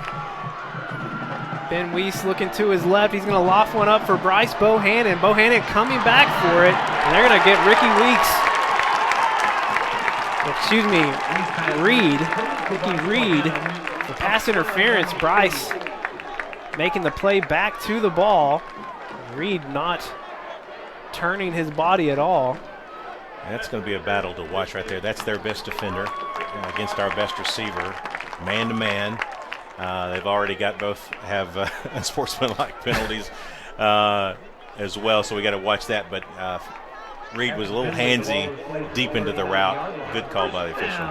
It's going to move the ball to the 39-yard line. 1st and 10 for the Wampus Cats. 34 seconds to go. It's going to loft it up again for Bryce Bohannon. It was short again, and no call on this one as Reed doing a much better job of turning his head. He almost came away with an interception. Yeah, Bryce had to kind of play a defender there. The ball was too much to the inside on the boundary, and you're really not going to get a deep pass interference call twice in a row. That's just not in the books. So actually a good play by Ricky Reed there. Good no call. Manny Smith in the backfield. 2nd and 10, 32 seconds on the clock. Trips to the right for Weiss. He's going to roll out to that right side.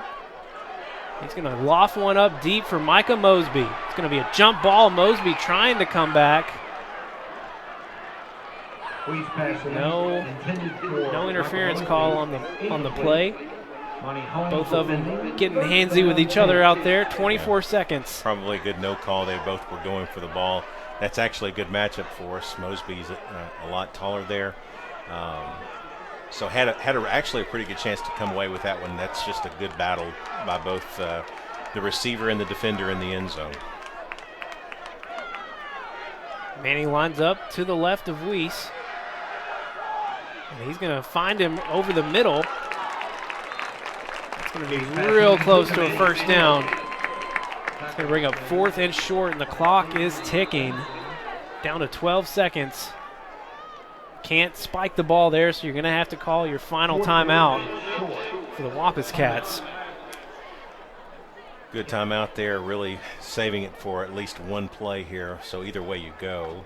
And I mean, I wish they'd measure that, but still you really only have one, maybe 2 plays to go here. You're going to have to throw the ball. We've got some matchups that we can exploit. Micah Mosby is a good target. Here's the challenge, 4th and short, just 12 seconds to go. Do you try and get the quick first down and get out of bounds because you don't have any more timeouts, or do you just go for the score here on this one? Well, I mean, Mark, getting to know Mark Kelly's style more and more, I mean, part of me believes that he would try to go deep here and just try to make it happen right here. Either way you go, you're going to have about 8 seconds. And look at this, they are going to bring the chains out. You're out of field goal range for Mejia. They are going to stay short. Yeah, just a few inches. So maybe if you try and get a quick out or something and get out of bounds, you still have time to set up a field goal, but you're going to have to pick up a little bit of a chunk of yards. You're going to need 15 or so at the very least here. So We've got our stud back in the backfield. Here he goes. Jamal Bethune-'s in, and they're going to hand it off to him and pick up that first down. He's got to get down, though. It's going to stop the clock at 6 seconds to reset the sticks. The Wampus Cats are going to have to hurry up if they want to spike the ball to kill the clock. Or they might just go for the play here.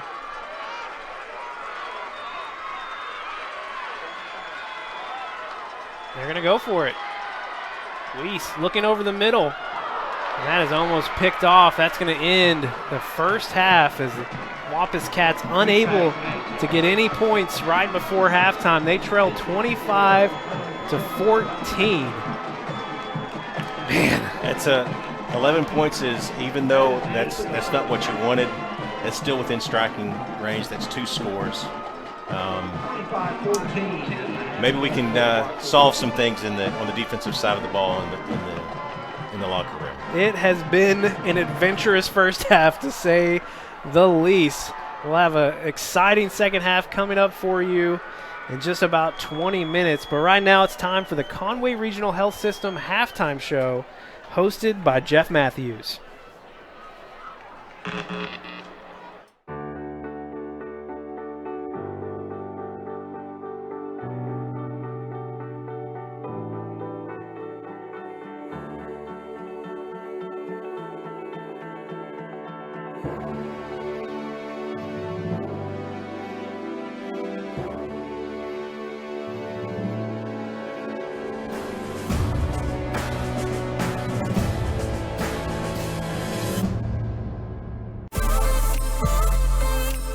don't schedule the appointments, but we connect them. We don't read the x-rays, but we stream them. We don't handle the procedures, but we power them. Here's to running the things that make business run smoothly. Conway Corp, always on. Okay, here we go. In 3, 2, 1. Hi, and welcome back. It is the Conway Regional Health System halftime show. I'm Jeff Matthews, joined by Dr. Thad Harden, who is with us, and we appreciate your time. Dr. Harden, you're with us a year ago. We were in the studio. Obviously, times are different now, and so we do this these interviews over Zoom. But obviously, athletes are still out there, and they're doing their thing, and they're working hard. What is it that athletes can make sure that they are doing to keep themselves healthy? And it's the athletes on Friday nights, but it's also those athletes who are those of us who get off the couch every once in a while and make sure that we are staying healthy and active. Man, so some of the most important things is making sure that you're not overdoing it. We're seeing in professional sports, if you watch the NFL lately, so just a rash of injuries, and they're theorizing a lot of it's because they didn't have the preseason, they haven't been practicing. So when we take our normal couch potato or COVID 15-pound gainer, whatever it may be, and we haven't done a whole lot, and we say, okay, I'm going to go hit it hard like I used to 6 months ago or a year ago, you can get out there and hurt yourself. So be sure that when you're starting back to that exercise routine, that you're working your way back in, that you're not overextending yourself or going to hurt yourself. About, warming up, stretching, cooling down, those things are going to help prevent injury. I always think this is a time of year where you need to be reminded to hydrate too, because in the summer you're thirsty because it's hot, but now that it's kind of cooling a little bit, you still need to make sure you're hydrated. That's very important, man. A lot of the injuries we see when patients aren't hydrated, they get tired. They after exercising, if you're dehydrated, it increases your risk of getting dizzy and falling, that sort of thing. So that hydration doesn't just help while you're exercising, it helps that period after exercising in your recovery. We've been talking, obviously, all year. We mentioned it just a moment ago about having to do this over Zoom because of COVID-19. I know the hospital has been very, very involved and really the leaders in our community of protecting our community. You've got a few minutes here. What would you tell folks about as we're continuing on? We've got schools in session and people are kind of getting used to, we got the holidays coming up. What kind of advice and what kind of thinking should we be going into this fall campaign? Well, you're asking like a 30-minute question answer, but I'm going to give you the really brief one. Okay. It's one that it's not going away next week, right? It's not going away in the next month. It's here for a little while. So the things that we're doing now, wearing masks, social distancing, those things are going to be important for the foreseeable future. And if you haven't been touched personally by COVID-19 yet, there's a good chance you're going to be if we don't keep a hold on things. And so with school getting back in, we're seeing some positives in our younger population that we weren't seeing earlier. And the other thing to remember is we're really good about, wearing our masks when we go to Kroger and wearing our masks at school and Walmart, that sort of stuff. But the things that we do on our free time away from school or away from work can greatly impact school and work because I let my guard down because I went to go to a family reunion and I let my guard down. These are all my people and none of them are sick. And then all it takes is one person. I think I saw something yesterday that Notre Dame, what happened to them was they had been really careful about not eating as a group and as a team. And their first football week, they had their normal pregame meal all together. One asymptomatic person spread it to a big chunk of the football team. And then somebody got sick on the sideline, spread it some more. So they let their guard down as a football team for just an hour for a meal.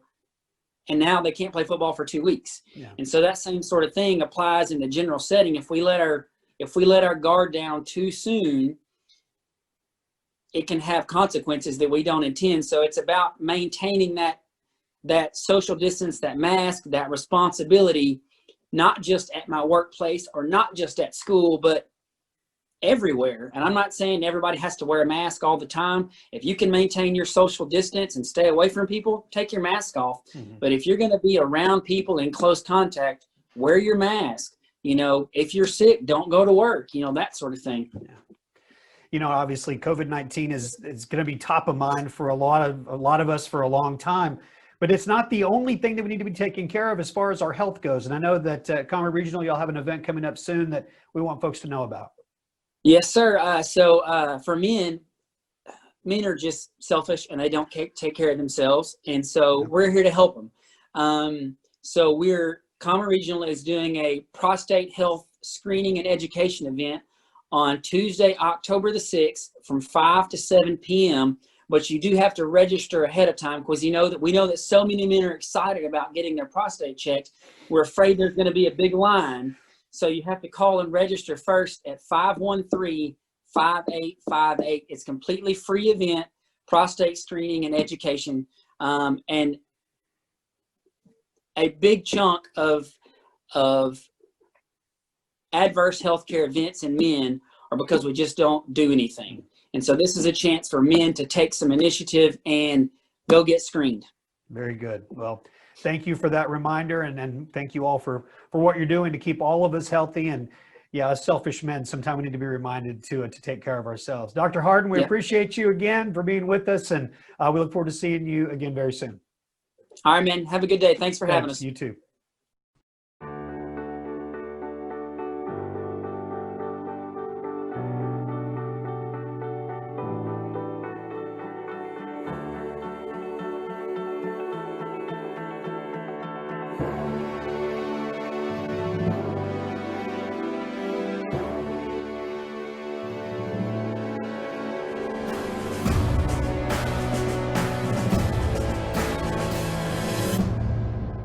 We are joined by Levern Floyd, defensive lineman for the Wampus Cats.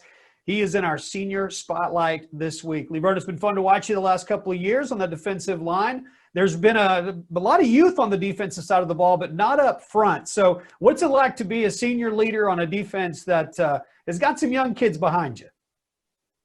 It's pretty great having sophomores, juniors playing backfield. It's pretty nice to get to talk to those guys. They talk to us during the game, good communication. That's good. Now, Levern, you've got a big matchup this week, and the defensive line is going to play a huge role in helping stop this North Little Rock ground game. What's been the focus for you guys getting ready for the Charging Wildcats this week? Making sure we're securing tackles. That's number one. Good communication. Make sure we're talking. Make sure we communicate everything we see. Just make sure we got eyes everywhere, being focused. All right.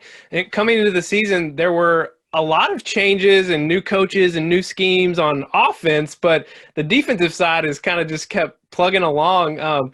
What's it like working with Coach Fimple and Coach Frazier, and what have you learned from those two over the last 3 years?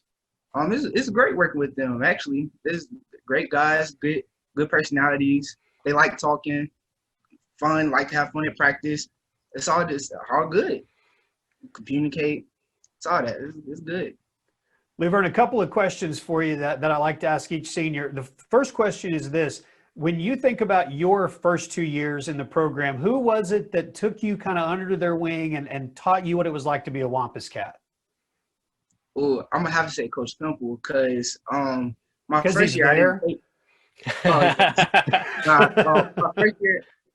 My first year, I didn't actually play defense. I was a deep snapper, JV. Really wasn't that great. I didn't really want to play because I was like, if I'm not good, like, there's no point. But then Coach Fimple just kept me going. He made me practice deep snapping and all that. And then I made the switch to defense my junior year.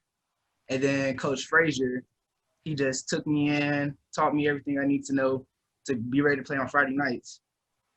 So tell me about your earliest memories of playing organized football. When did you start? I think I started 5th grade. I had just moved back to Arkansas. and I played on the Buccaneers, Optimus football, and that's where it all started. Starting out at Optimist. It's crazy to go over there to the Peyton Hillis Field, and now it's Friday nights, the lights, senior year. It's an exciting time, isn't it? Yes, sir. Well, Lee Byrne, Yes, it's sir. fun to watch you play, and we're looking forward to watching you tonight against a very talented North Little Rock team. We're into the conference season. We know you're ready to be matched up against those guys, so good luck tonight. Thank you. You don't wake up thinking about internet speed, electricity, reliability. Your mind isn't on advanced treatment facilities or customizable systems.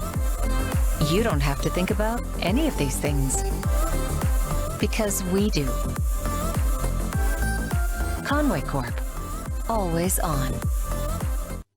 Good evening, Wampus Cat fans. My name is Kennedy Smith, and welcome back to this week's Sports Report. The girls' varsity golf team competed in Bryant this week for the state tournament. The team finished second in conference, and freshman Brooklyn Worley made all conference as well. The volleyball team had one game this week, traveling to North Little Rock yesterday. They faced the Charging Lady Wildcats for the second time this season. This weekend, Wampus Cat cross-country teams will host and compete in the Conway Invitational. It will be their fifth meet of the season. Tennis season is coming to a close as both the boys and girls teams ended their seasons early due to COVID-19. However, both teams will compete in the conference tournament held next week. Wrapping up the week for the Conway Wampus Cats, I'm Kennedy Smith, and this has been your weekly sports report. Go Cats!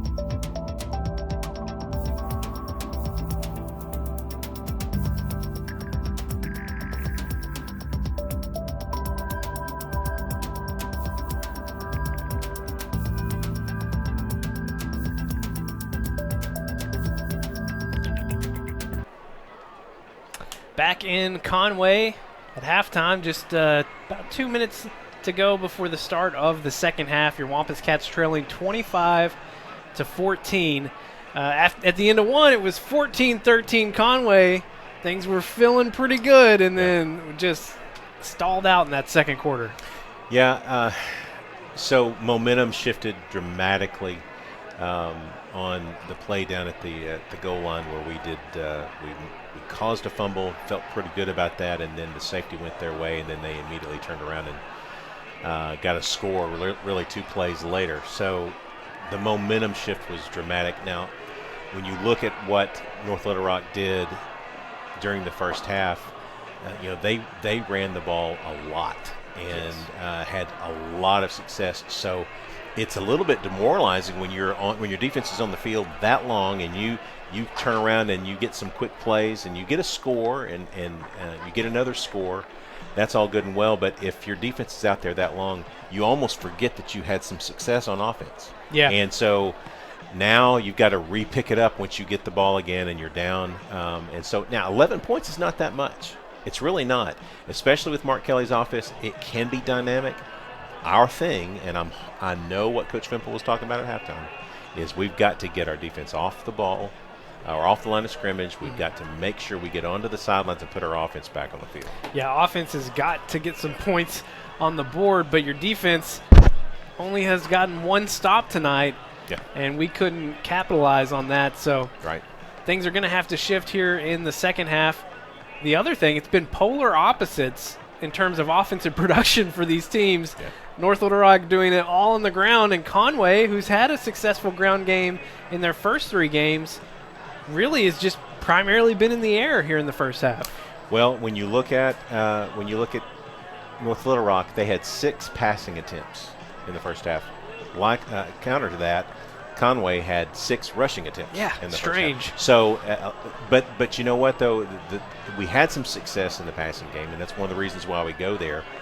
Now we've got to score. We've got to pick up the pace. We don't have the luxury at this point of being able to just kind of sit out there and run the ball. Although, again, if one of the things that we know that we want to do, if we can just get some first downs, keep their defense on the field a little while, we could see that wear and tear play out in the second half. And again, they're down to 1 running back now, so hopefully we can do some damage there as well. Yeah, and this North Little Rock team is not a team that has had to play very much in the third and fourth quarters of games this year.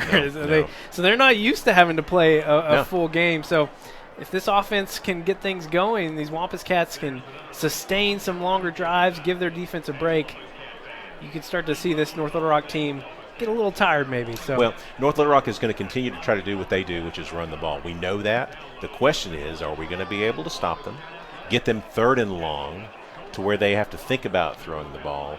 And we did get a stop, and that's good news. We made some things happen there, but it's got to be on a more consistent basis. We've got to see a run that goes for 5 and 6 yards in the first half needs to go for 1 or 2. Right. Yeah, that has been the challenge for this defense the entire first half, is being in 2nd and shorts and 3rd and shorts, getting a really good, successful play in on those first downs has made things challenging, to say the least. They put a little bit more time on the clock. We'll go ahead and head down to the field as your Wampus Cats starting to head towards the sideline, about a minute out from the start of the second half here.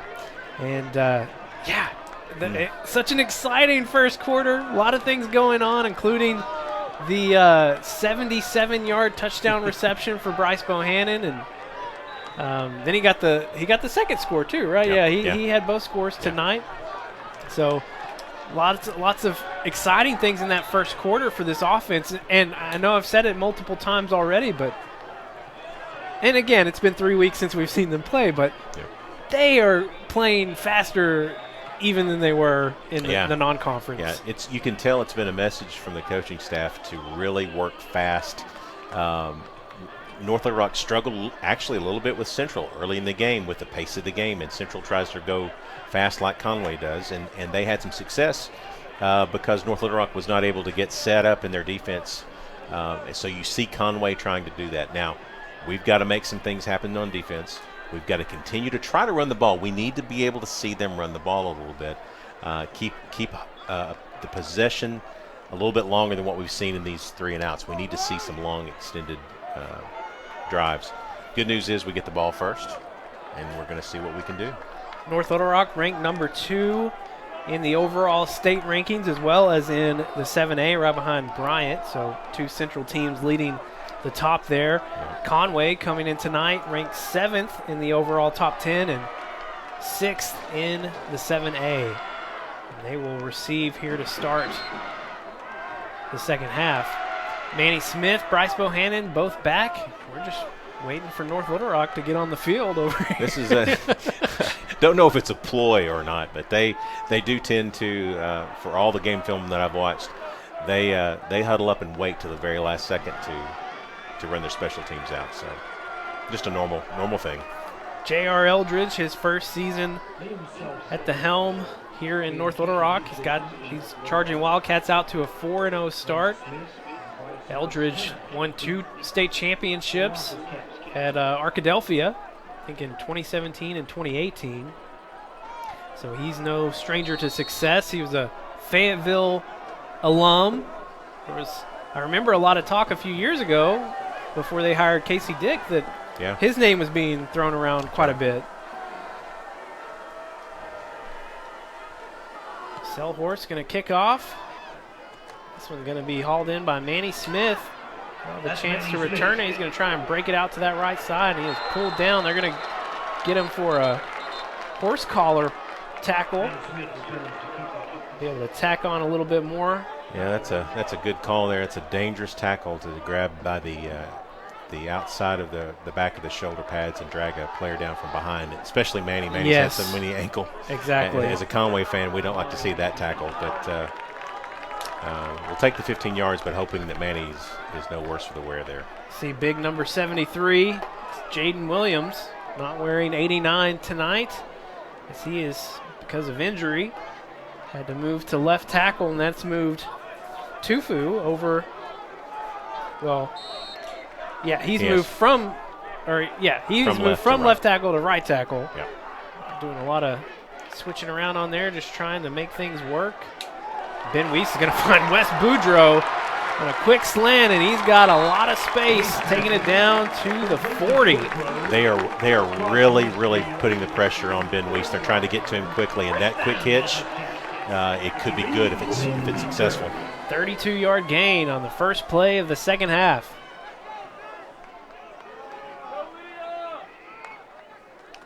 They're going to hand off to Jamal Bethune. Only 6 rush attempts in the first half of this Conway offense. Try and find a little more balance here in the second half. Short gain for Bethune. Well, one thing that big quick play does on the pass play, it slows them down a bit. Weiss looking out to his left. He's going to find Bryce Bohannon on another slant. Bohannon making one move. He's going to take it all the way down near the 5-yard line. Similar to the play he scored on in the first quarter. Yeah, this is a good statement drive here. I mean, it's been 3 plays, and it's been lights out in the passing game. Trips left for Weiss. A handoff to Bethune, and Bethune's going to make one move, take it down to the 2-yard line. North Little Rock is really good on the ball. They're a solid tackling team. They're not going to miss that many times. We're going to see this big package again as Garrett Sanders and Colin Hicks both coming in. Jamal Bethune in the backfield. We saw this package at Jonesboro, but it looks like they're missing somebody. It's going to be London running out to the field. 10 seconds to go on the play clock. They will get this off in time. Hand off to Bethune. He's met at the line of scrimmage, but he's going to back his way across the goal line. 3-yard touchdown for Jamal Bethune. It was all legs. If you can't do it facing forward, might as well back into the end zone. That was a leg drive there. He took a lick behind the line of scrimmage, looked like he was stopped, had his back turned, and just absolute leg drive into the end zone. Great play by Jamal Bethune. Wampus Cats take a minute and 39 seconds to get on the board. So Mejia comes in for the PAT. Good snap, good kick. 25-21. Conway cuts the lead to 4 here to start the second half. 30 seconds and we're back on Conway Corp.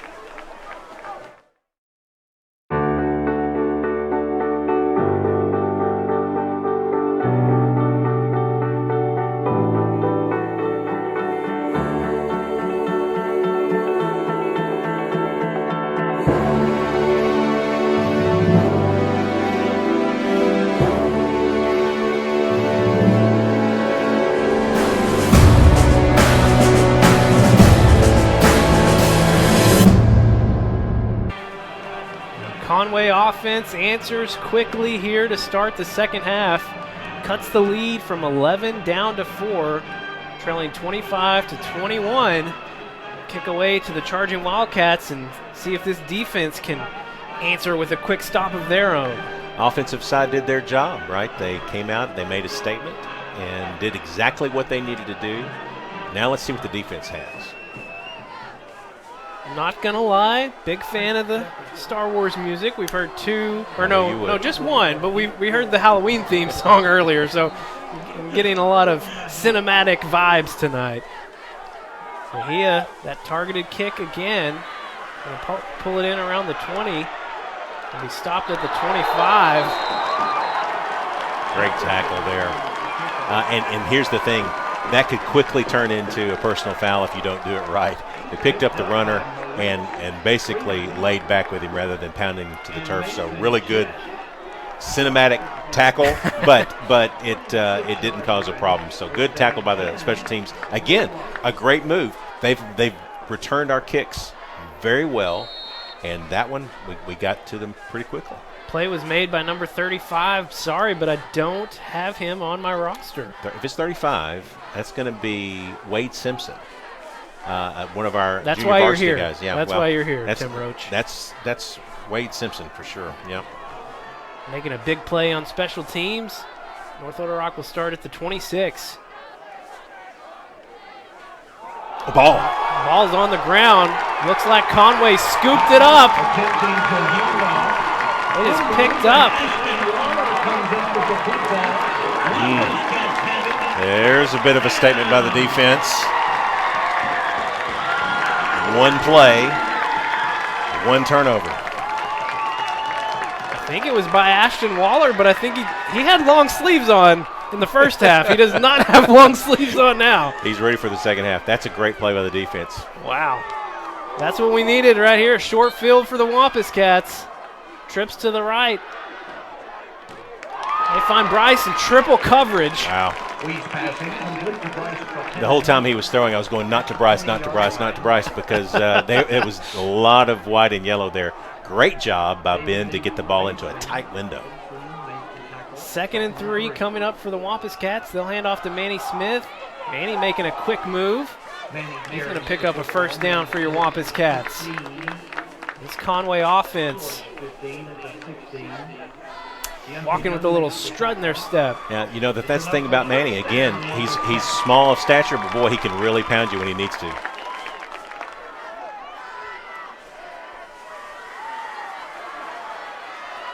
First and 10. Try to set up a screen play over to the left to Bryce, and pressure was just coming too quickly. They are dead set on getting to Ben Weiss. They are all out to get. So that quick hitch is going to be there in most spots, but Bryce is getting double teamed pretty much on every play. They don't want Bryce to beat him for sure. Bethune comes out. Manny Smith back in. Trips to the right for Weiss.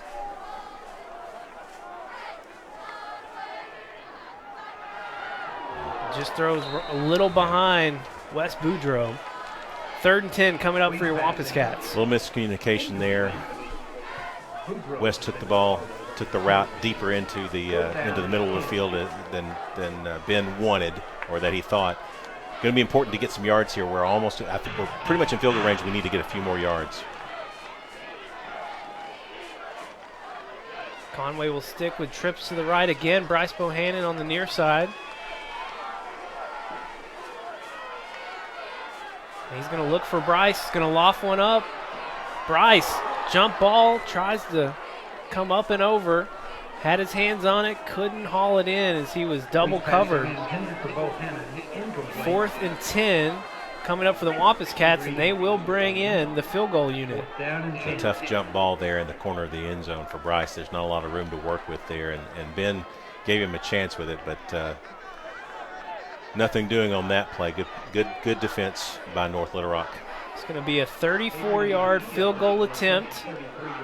Just the 3rd attempt for Mejia on the year. Kick is up, and it's beautiful. Wow. Straight down the uprights. The Wampus Cats cut the lead down to 1, 25-24. 10 quick points for your Wampus Cats here in the 3rd quarter. 30 seconds, and we're back on Conway Corp. Arkansans appreciate community. We work and raise families, care for our neighbors, and come together in good times and bad. At First Security, that local strength is what we love best about our home state. There is commitment here, and heart, and hope. Thank you to everyone who is standing together, learning from one another, and making Arkansas a place we all love to call home. We're proud to be your community bank. The momentum has shifted, Tim Roach. I can feel it. 2 minutes and 43 seconds into the second half, and we've already scored 10 points. That's a good first 2 minutes of it. That's a statement we talked about. We wanted to make it happen. We made it happen on offense, defense, and special teams. Let's continue. Let's keep the hammer down here. 9:17 to go. Wampus Cats now trailing just by 1 point. Mejia kicking it deeper this time. Proc's going to get in there. Wade Simpson. Nice. Jefferson returns the kick. Oh, yeah. I said Proc. Wade Simpson. I got to write this name down because Wade is an absolute stud on our junior varsity team. He plays linebacker for the junior varsity team. He's getting a chance to play out here on special teams, making it happen. He is an absolute stick on the field. Wade Simpson, just a great play. Well, on 2 consecutive kickoffs, he's been the one making the plays. And Wade Simpson make sure I'll get him on my roster moving forward. 1st and 10 for the Wildcats. Kareem Cotton finding. Man, he just keeps on going. Yeah. Felix Wade, he's had a number of big receptions. Really, pretty much every time they've passed, it's been going to him. Yeah, that's a play that they've run 2 or 3 times now where he sprints out and he has the option to throw or run it, and we've chosen the wrong option. North Little Rock all the way down to the 40-yard line now, and they'll hand off to Sim. No, they're going to keep it. Kareem Cotton bouncing it out to the left, and he's going to pick up a big gain here. Conway gets him out of bounds near the 8-yard line. Gain of 32. He is such a dangerous runner. I mean, this guy can take over a ball game just by himself. Sure, they're down a running back, but he is absolutely awesome in the open field. Just awesome in the open field. 1st and goal. Hand off to Simpson. He's going to take it down near the 3. Gain of 5. That may have been just to give Kareem Cotton a chance to catch a breather. 2nd and goal. Hand off to Simpson again. He's hit low by McEwen. And then wrapped up by a couple more Wampus Cats. They're going to keep feeding Sims in down here in the interior, setting up Kareem Cotton for a bounce out. That's one of the things you're trying to do there is get everybody to bunch inside. I'm fearful for a Kareem Cotton keeper here. 3rd and 3. I feel like we've seen this a number of times tonight at the goal line.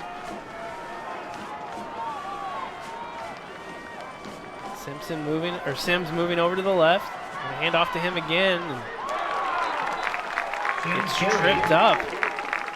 Looked like he was on his way to the end zone. I think that was Maurice Freeman getting there as well. So, yeah, a kicking formation for this. They think they can make one, and they've proven pretty much all night that they can. Yeah, 4th and 1.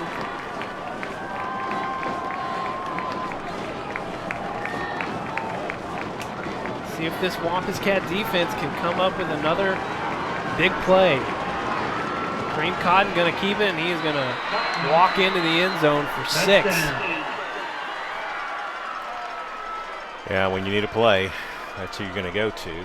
And there's just not a lot you can do with that. I mean, he needs just 1 yard. All he needs is a little bit of a seam, a little bit of a gap, and he's going to make it happen. So Kareem Cotton, just a significant weapon for North Little Rock.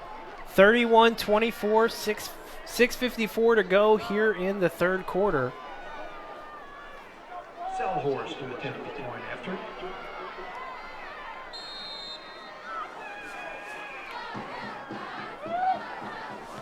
Selhorst gets the extra point up, and it's good. Sends the lead back to 8. 32-24, 6:54 to go in the third quarter. We'll be back in 30 seconds here on Conway Corp. Located on Robinson Avenue next to Laurel Park, the Conway Regional Rehabilitation Hospital is one of only 4 licensed inpatient rehab hospitals in the entire state.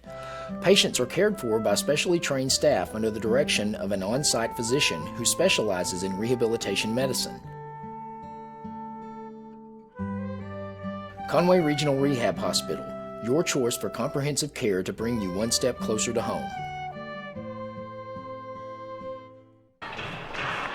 Back at John McConnell Stadium, North Little Rock extending the lead to 8 points again, 32-24. Mix of big plays by Kareem Cotton, both in the air and on the ground. North Little Rock answering after the Wampus Cats had scored 10 unanswered points to start the second half.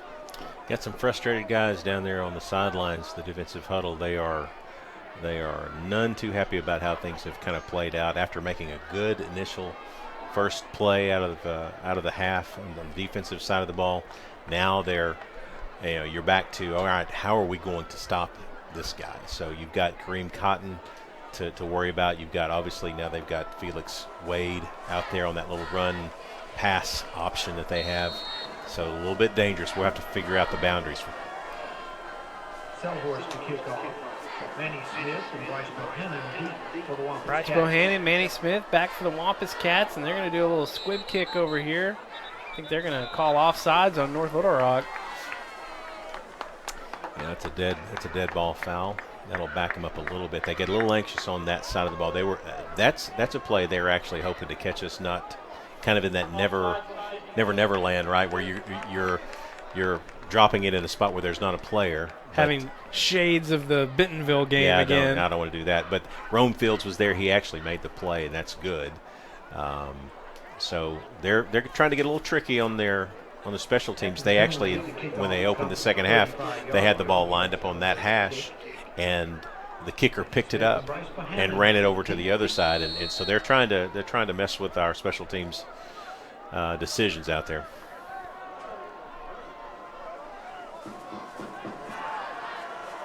See if they try it here again, and they will. Kicked it a little bit further, though. It's going to be Bryce Bohannon on that right side. He's going to bring it back to the left. Finds a lane in the middle. He's got one man to make miss at Selhorst.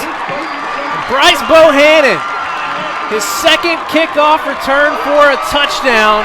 There is a flag on the field over near the 40-yard line. I don't like it when the official stands there. This one's coming back.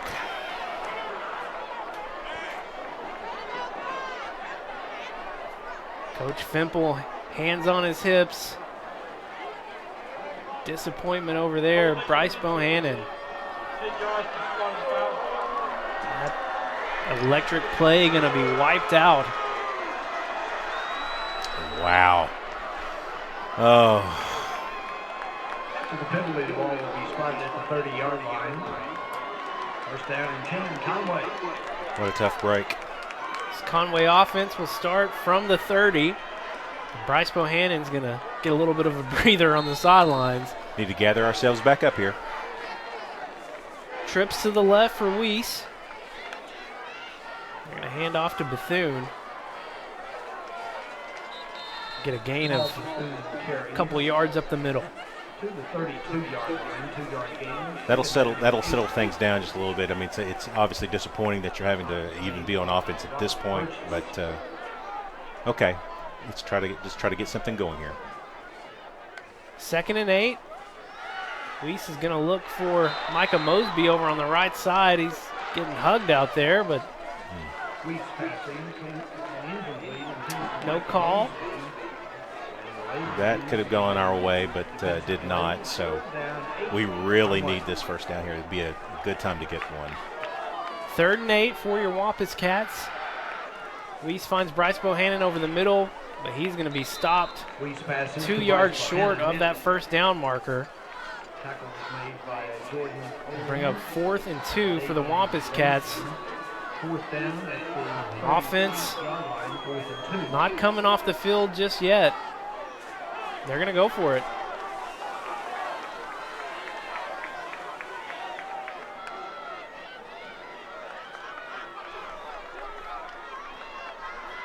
Trying to get a hard snap here.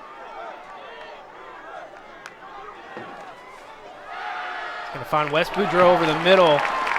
What a clutch pass and catch from Weiss to Boudreau. That's absolute money there. I mean, that's a young man that really last year didn't have much of a chance to play.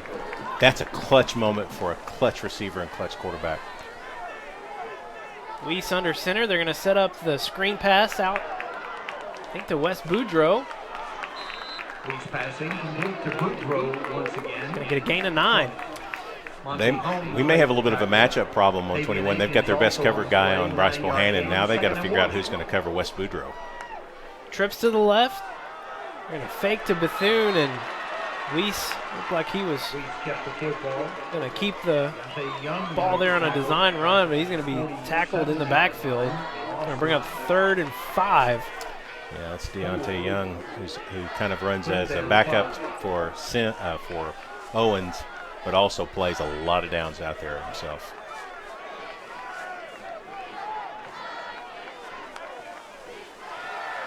Manny Smith in for Conway, and they're going to look for him over the middle. He was getting harassed on that pass and able to pull one in. It's going to be that wasn't a very good spot. Sure, yeah, it looked like a good spot. Looked like it should have been a first down. Oh, that's a terrible spot.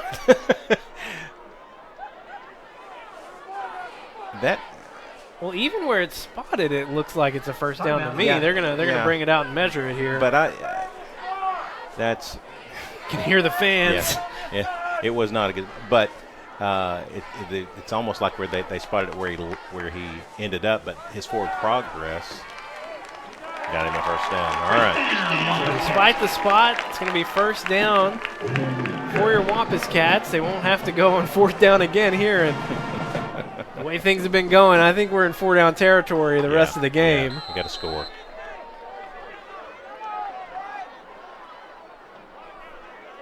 First and 10 at the 42. Empty backfield for Weiss. He's going to roll out to his left. Trying to find Bryce Bohannon near the sideline. Weiss passing intended for Bohannon. We actually, Silverman Barnes ran free and kind of spotted up in the zone, so that may be something we look at as Ben rolls out and the play breaks down a little bit. Silverman Barnes found a good spot in the zone. Could be an opportunity there later in the game. Switch it up here, 2 receivers to each side. Jamal Bethune going to get the handoff, and he's got a gap on that left side to pick up another first down. There's Jamal Bethune. That's his best run of the night. It came at a great time, 2nd down and 10. Nearing 4 minutes to play here in the 3rd quarter. Going to hand it off to Bethune again. He finds another lane on the right side. He's going to get real close to another first down. They're going to find out that he's a load. He is a tough out. as he gets in the secondary. Once he gets that momentum going, he's a tough guy to bring down. Saw it on the goal line earlier this quarter where he pushed himself backwards for 3 yards for a score. He's going to get wrapped up in the backfield. Flag coming in quickly. Might have been a face mask. Platoon carry. There's a flag on the field. Looked like they came up high around Jamal's They're going to call holding. head. Yeah. Going to go against the Wampus Cats. Boy, and that's second down in inches. Second down in inches. That flag came in really fast, so he must have grabbed him right off the line of scrimmage. Let's go from second in inches to second and 10. Second down.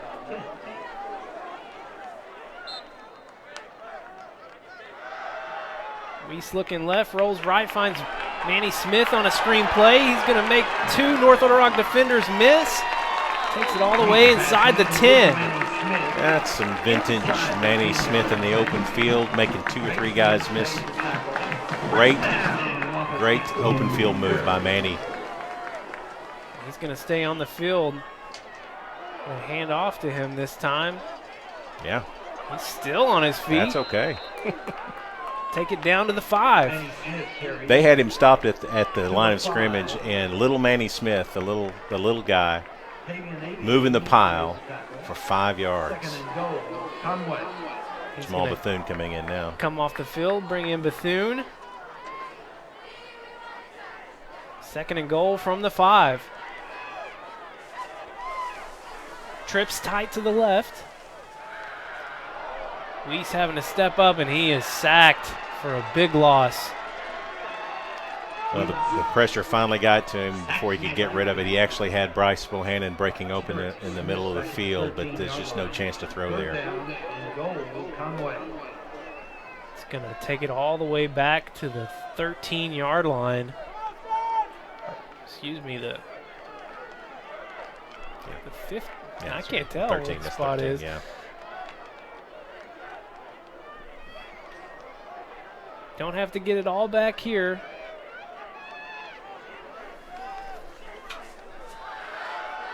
Weiss looking over the middle. Oh, he finds Silverman Barnes. Despite the contact, Silverman Barnes bringing it in. Wow. Listen, he had a guy hanging all over his back. Couldn't even read the number for a little bit. Great catch by Silverman Barnes, but Ben Weiss put it right on him. No hesitation, just dropped it right on top of it. 13-yard score cuts the lead down to 2. They will send out Mejia for the extra point, so not going to go for 2 just yet. Extra point is up and good. Lead cut back down to 1. 32-31. 2:13 remaining here in the third quarter. We are set up for it's going to be an exciting finish shootout here in Conway. 30 seconds and we're back on Conway Corp. Helton's Wrecker U-Haul has the service you need. Whatever the automotive problem, Helton's has the diagnostics to repair it. If you're moving across town or across country, Helton's is your #1 choice for U-Haul in Conway. We have a wide selection of packing supplies for every aspect of your move. Also, we sell and install hitches. Call 327-4696 for a quote. At Helton's Wrecker U-Haul, we are always on our toes. Give us a call at 327-7681. 2:13 to go here in the third quarter. Conway cutting it back down to 1. 32-31 North Little Rock, the #2 ranked team in the state and in the 7A, has a 1-point lead over your Wampus Cats here in the second half. He is going to kick it deep.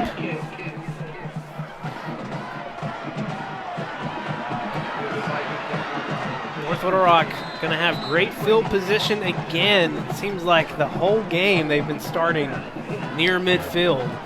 Yeah, we actually did a good job to close it up on the back end. There was a huge lane in there for him and a lot of green. So that's better than having it on the other side of the 50, but boy, you'd like to be pinned down a little bit further. It's Chris Jefferson with another big return for the Charging Wildcats. He's made a few big plays on offense as well. See him number 3 out in the slot. Kareem Cotton going to keep this one. He's going to bounce it out to the left. Conway defense helping each other out. Took the second contact to get him down, but it's going to be a short gain of 3. And Jaden Robinson did a good job of just staying with that tackle and keeping him in his grasp until he could get some help. So Cotton is not a one-guy tackle for sure. It's going to take more than one. He's elusive for sure. Flag coming in. I don't know if it was a motion. I think 10 got a quick jump, maybe 10 or 3 on this side of the field. Good. You get a short gain on first down. Then going to back things up a few more yards. This is the first, second, and long we may have seen this entire game. Yeah, first time behind the sticks. Absolutely. This is where you're going to see Kareem Cotton potentially making a move on the edge. 2nd and 12. They'll hand off to Sims. Defense going to wrap him up. Gain of, call it 4 or 5. Bring up 3rd and 7. Yeah, Trey Roberts in from his safety spot. Make a good stick there. A gain of 5, but it brings up 3rd and 7. Big down here for your Wampus Cats. Need to make sure we stay at home on the edges. Contain Cotton if he decides to run with the ball, and make sure we're covering 8. Darius Hayes checking in. Kareem Cotton's going to keep it, and they're going to get him down behind the line. It's going to be 2 yards short. 4th and 2, right around midfield. Big decision coming up for North Little Rock. Their punting team is not coming on the field. I don't think their punting team has much experience based on the first 4 games they played. They may not have a punting team. I'm not sure they have one. 4th and 2, play clock down to 10.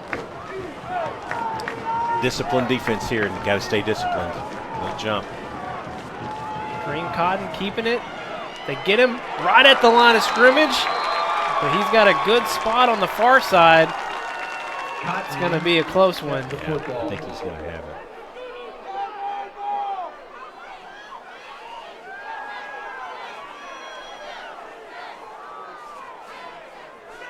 Got a really nice spot. Yeah.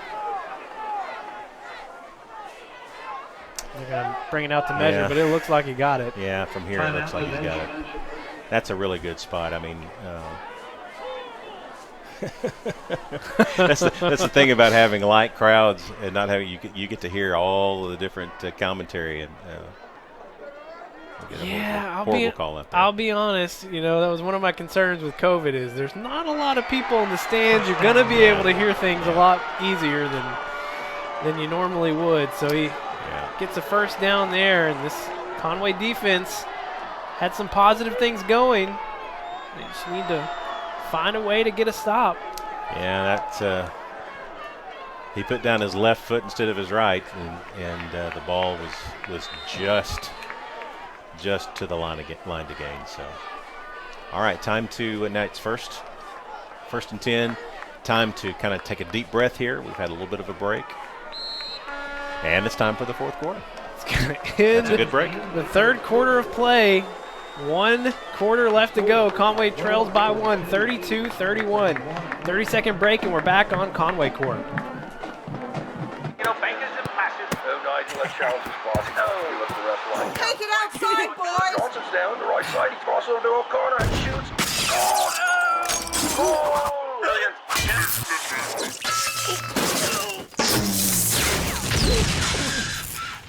You didn't plan on a disaster, but you have a choice on who restores it. Choose the best. Tell your insurance provider you choose All Clean USA. Mom said take it outside. Conway Corp is proud to provide internet services to customers who are looking for a reliable high-speed experience. With speeds up to 1 gig, everyone in your house can surf at blazing fast speeds, whether they're playing games, streaming media, sharing photos, shopping, or just browsing. Learn more at conwaycorp.com. It's going to be 1st and 10 to start the last quarter of action here in Conway. North Little Rock up by 1 over your Wampus Cats. Kareem Cotton going deep. It's short. Troy Wiseman got some hands on it. Almost came down with that one. Made a good play on the ball.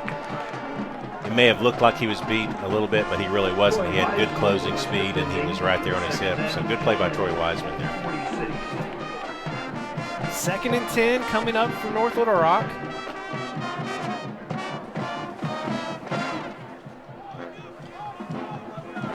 It's the second straight 2nd and long that they've had on this drive. Haven't been many this entire game. Cotton's going to keep it out to the left, makes a move, but he's going to be met right at that line of scrimmage again. That's some good discipline there because you strung it out to the boundary, and the backside part of that play is where it kind of breaks down at times, and we were very disciplined in coming to him and cut him off. 3rd and 10. 2 receivers to each side for Cotton.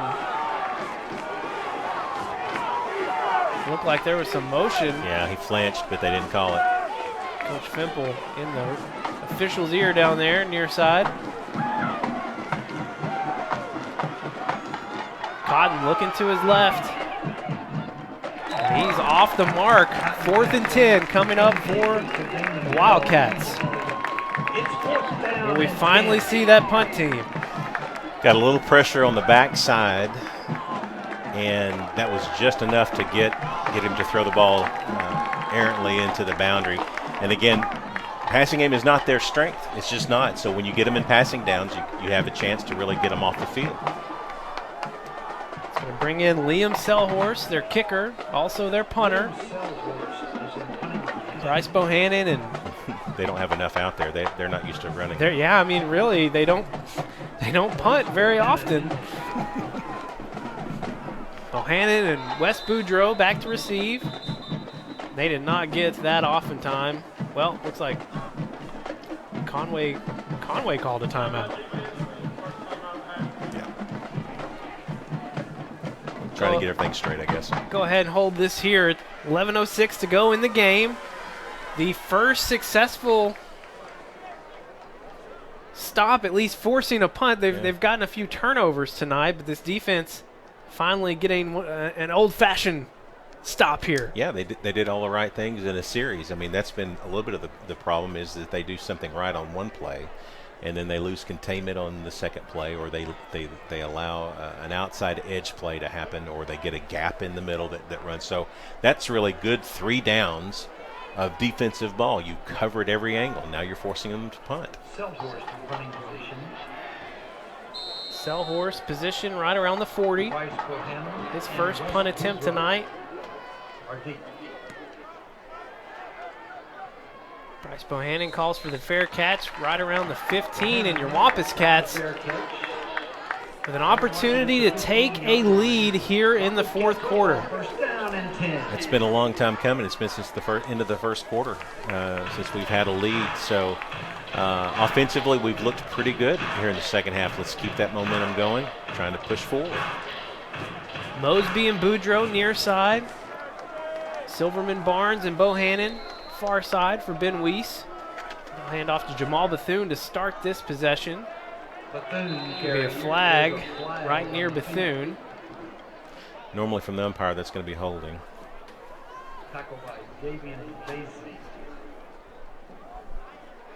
Or a face mask, maybe. Oh, good deal. Face mask, excellent. Those are the only 2 calls the umpire really can make from that spot, and that's the right one. He threw it right at Bethune, so I had a good feeling. I'm a little bit negative right now.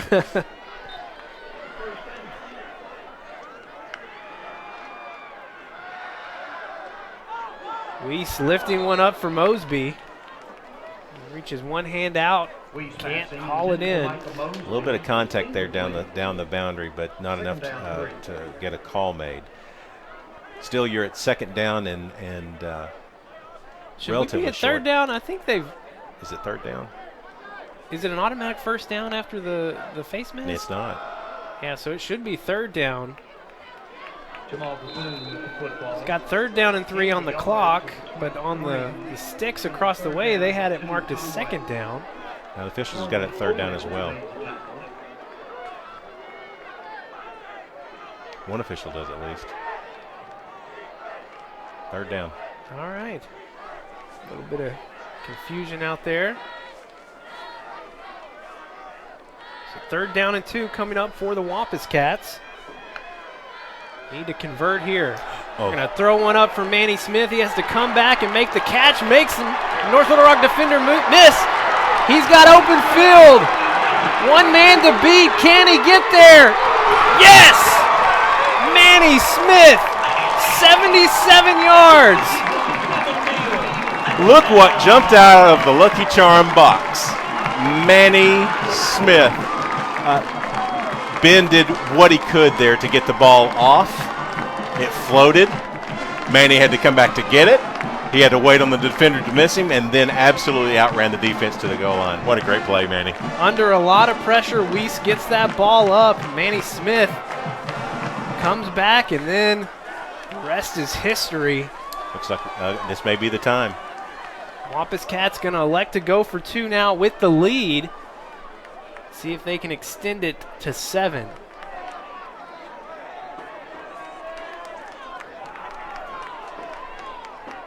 It's going to be Bethune, Bohannon, Sure, we're right here. Silverman, Barnes. Still got plenty of time. Boudreaux and Mosby. They've not set the play clock yet, so that's good news. We get a chance to set the ball where we want it, so we're going to move it to the left side of the field. All right. If we see anything with Jaden Williams on this play. Wampus Cats will attempt a 2-point conversion. Bring Bryce in motion. They're going to run out to the right. Looking for Mosby. It's going to fall incomplete. So your Wampus Cats going to take a 5-point lead here, 37-32, 9:54 to go in the game. Take a deep breath. It's going to be an interesting 9 minutes. Take a deep breath and stick with us. We're back in 30 seconds here on Conway Corp. From day one, Centennial has been there for the people of Conway, the people that teach us, protect us, guide us, and work to make Conway better every day.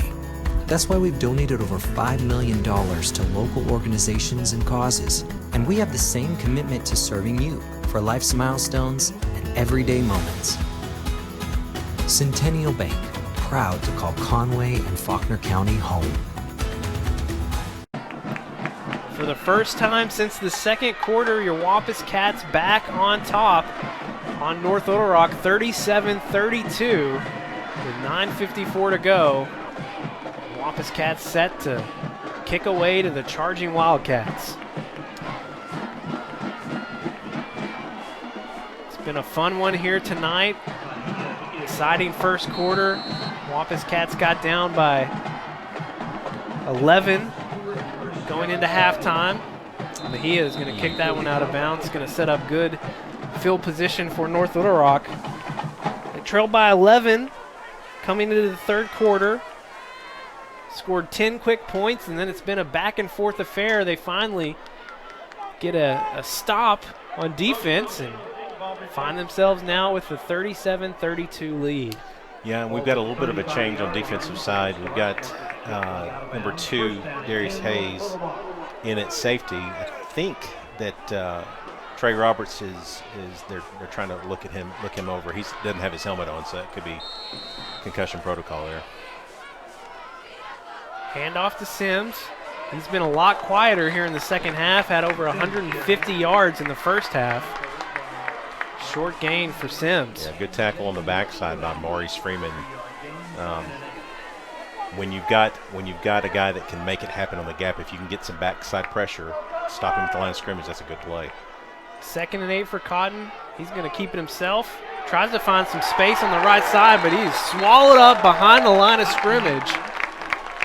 There's Laverne Floyd and Jaden Robinson. Some youth getting back there and getting Cotton behind the line of scrimmage. Cotton slow to get up. Yeah. Not used to getting hit directly.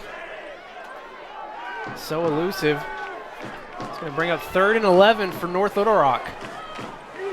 2 receivers to each side for Cotton. Passing down. He's going to roll out to his left, tries to loft one up, and he finds Felix Wade for the big gain.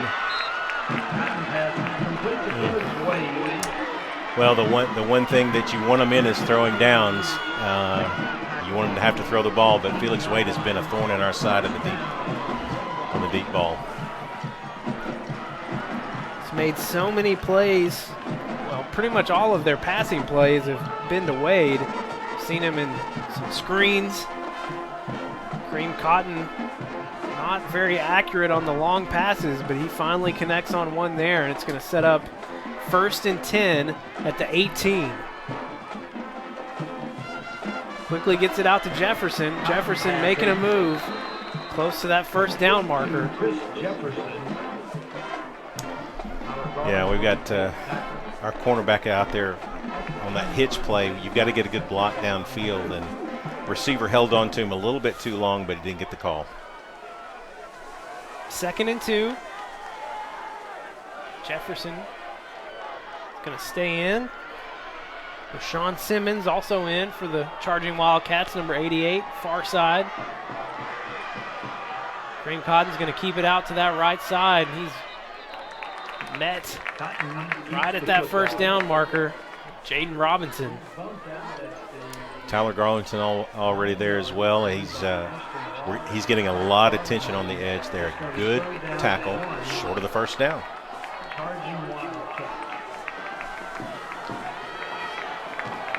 3rd and 1. Cotton keeping it again, and he's going to pick up the 1st down, taking it all the way down to the 1. It's going to be 1st and goal from the 1 coming up for North Little Rock. It's 2 straight plays for Kareem Cotton. Again, when you need a play, he's going to be your guy. So that's it's one of those things where you know it's coming, and you can't really do anything about it. He's so elusive.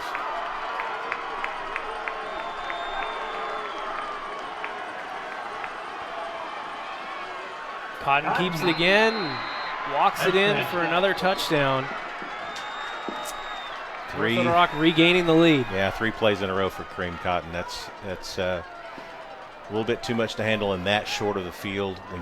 When you know he's going to get it, you know it's coming, and you can't stop it. That says a lot for Kareem Cotton.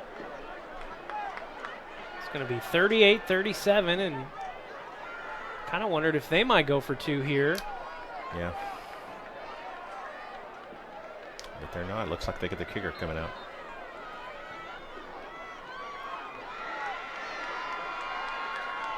So 1-point lead now for North Little Rock. 1 PAT has been blocked tonight.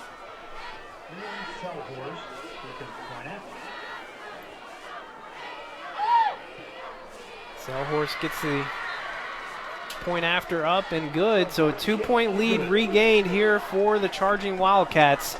39-37. 7:48 to go here in this game. 30-second break, and we're back on Conway Corp. You're watching Conway Corp, Channel 5 and 585, Conway's source for local community programming. Here you'll find the Wampus Cats, Conway City Council, here and there featuring local events. Burn and breathe that will get your heart rate up and down. Find new adventures on a wave for a day, or grab your sketch pad and draw with Mr. Foy's easel. Plus, learn more about Conway Corp's store. We're creating original programming with Conway in mind on Conway Corp, Channel 5 and 585. Wampus Cat offense has answered back so many times tonight. Can they do it again? 7:48 to go. They will be receiving here, trailing by 2. Okay, so you've lost the lead. You kind of knew you were going to have to score some more points, right? I mean, just kind of figured that was going to happen. So now what can you do? Can you bounce back? Can you make a good long sustained drive? I'll take a quick hit, but boy, it would be good to just kind of work the ball down the field. Saw Selhorse kicking it short earlier. To watch and see what they try to do here. They're going to kick it deep this time. Just into the end zone. Conway will take over at the 20. Cats football, 1st down and 10 at the 20. All right, so offense takes a deep breath. They get a good chance to catch their breath there a little bit. Need to make some plays on the edge. Love to see Jamal Bethune in the last series getting the ball and running the ball effectively. Maybe that happens here as well. Wouldn't be so bad if you could milk some time off the clock on this drive. Of course, you got to get some points. They will hand off to Bethune. He cuts it back in the middle. He's going to find some space over on that right side, picks up a first down, 12-yard gain for Bethune. Yeah, he got caught by the backside guy.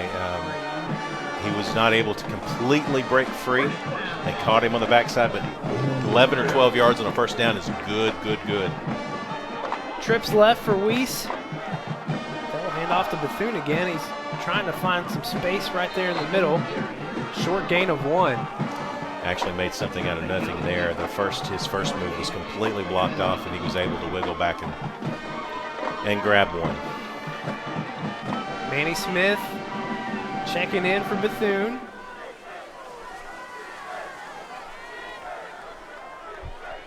Last time Manny Smith was on the field, did some big things. They're going to find Wes Boudreaux over the middle, and he's got some space. Takes it down to the 50 for a first down. So this is a little bit about what we talk about when you have a lot of weapons on the field. You got Manny Smith, Wes Boudreaux, Micah Mosby, Silverman Barnes, Bryce Bohannon. I mean, it's pick your poison. Hand it off to Manny Smith, and he's trying to bounce it out to the left, caught in the backfield. Going to be a loss of 3.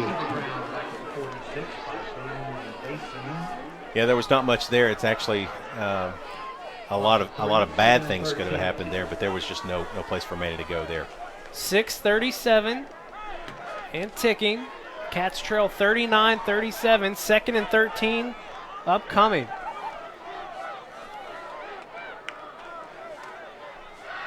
Fake to Bethune, finds Micah Mosby on the quick slant, and he's going to pick up a first down. That's saying a lot right there. You're behind the sticks. You're 2nd and 14, and you get a first down on the next play. Different weapon, Micah Mosby. They have found success with these slants tonight. Hand off to Bethune. He's going to get just past the line of scrimmage for a gain of 1. Clock ticking. Right around 6 minutes to play here in the 4th quarter. Seems like they're determined to make sure that that Bethune does not get much straight up the middle. We're going to have to get on the edge a little bit here.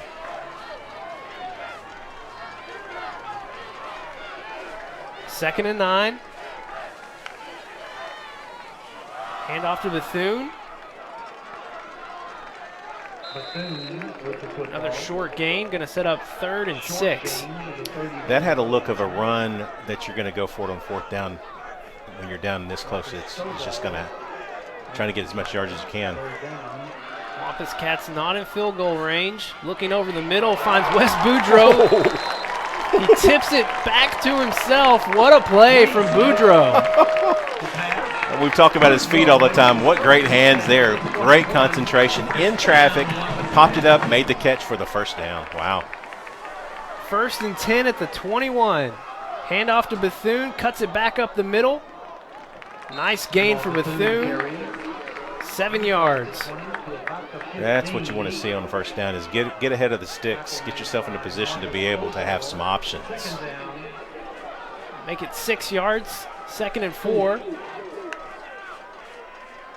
Fake the handoff to Bethune. That ball gets tipped. That was dangerous. Yeah, that could have been disastrous there. The ball was hit at the line of scrimmage, popped straight up, but just no one in the area to be able to make the play. Wampus Cats back in field goal range. Mejia hit a 34-yard field goal earlier tonight.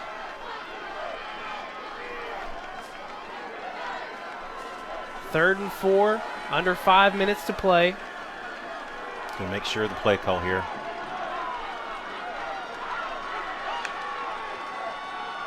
Hand off to Bethune, and he dropped the ball.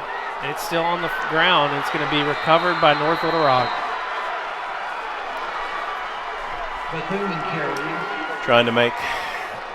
Jamal was trying to make a play there, trying to extend for a few yards, actually close to the first down, and a lot of times when you're working that hard to get there, sometimes a bad thing can happen, and that's just really unfortunate.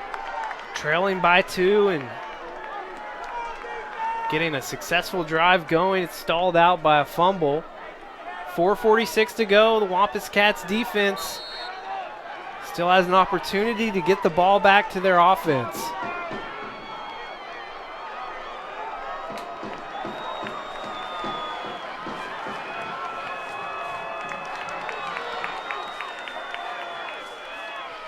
Hand off to Sims over on the right side. We just need to. We're going to have to make a play behind the line of scrimmage. We either need to get a break here, or we're going to need to make a play behind the line of scrimmage. They're going to run the ball. They're not going to throw it. I'd be shocked if they're going to throw the ball. North Little Rock going to be content to let this clock run. All the pressure on this Conway defense.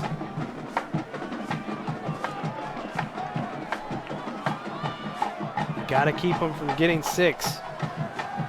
Quick pass out to Jefferson. He's got space on that left side. He's going to pick up a first down and goes out of bounds. Stop the clock. It's a good safe throw. That's the only throw you really are going to make, is one that's not going to have a defender anywhere close and in space. Troy Wiseman coming up a little bit injured, taking off on the sidelines. He had some injuries in the secondary tonight. Trey Roberts out. Need to make a good play here on first down. Try to get them in second down and long here.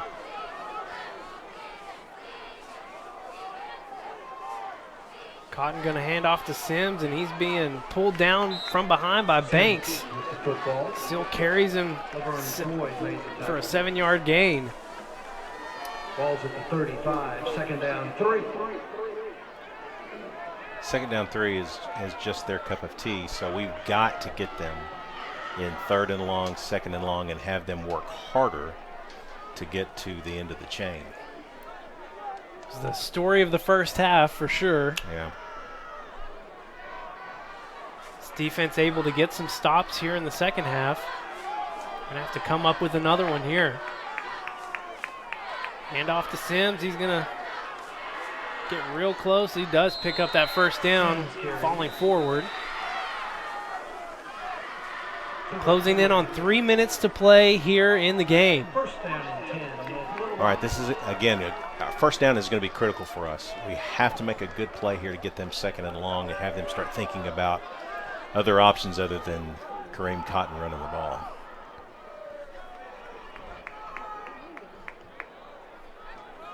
Now under 3 minutes to go. 1st and 10 for North Little Rock.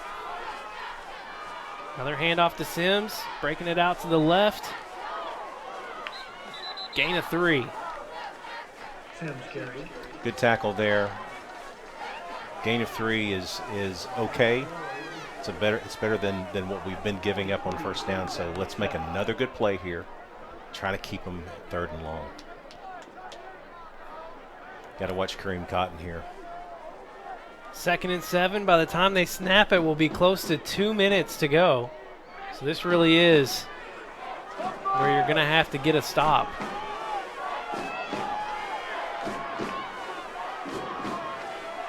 Cotton's going to keep it over on the left side, and he's going to pick up another first down. Yeah, that's, again, when you need the yards, that's where you're going to go for this team. That's just how it has to be.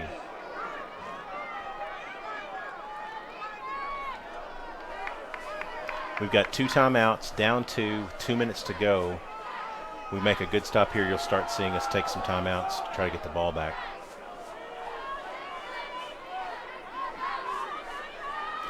Nothing funny here. It's going to be 32 or 4. It'll be 4. He's going to be net for a short gain of 2. Maurice Freeman. Conway's going to call a timeout. 1:36 to go. 30 seconds, and we're back here on Conway Corp. Community is everywhere. Banking where you are when you need it, on any device, at home, and wherever you play. We're committed to offering excellent service, competitive rates, and convenience in each of our 27 locations and beyond. Visit our website and discover how we can help your community at First Community Bank, where community is everything. Well, this is what it's going to come down to, folks. 1:36 to go, 2nd and 9. Well, looks more like 2nd and 8 to me. Yep. Coming up for North Little Rock, Conway just called their second timeout, so they've got one more to go. So they have got to get a good stop here. Can't give up a lot of yards. They'll call that last timeout and then have to get one last stop. Yep. Try and get some chance at getting the ball back with no timeouts.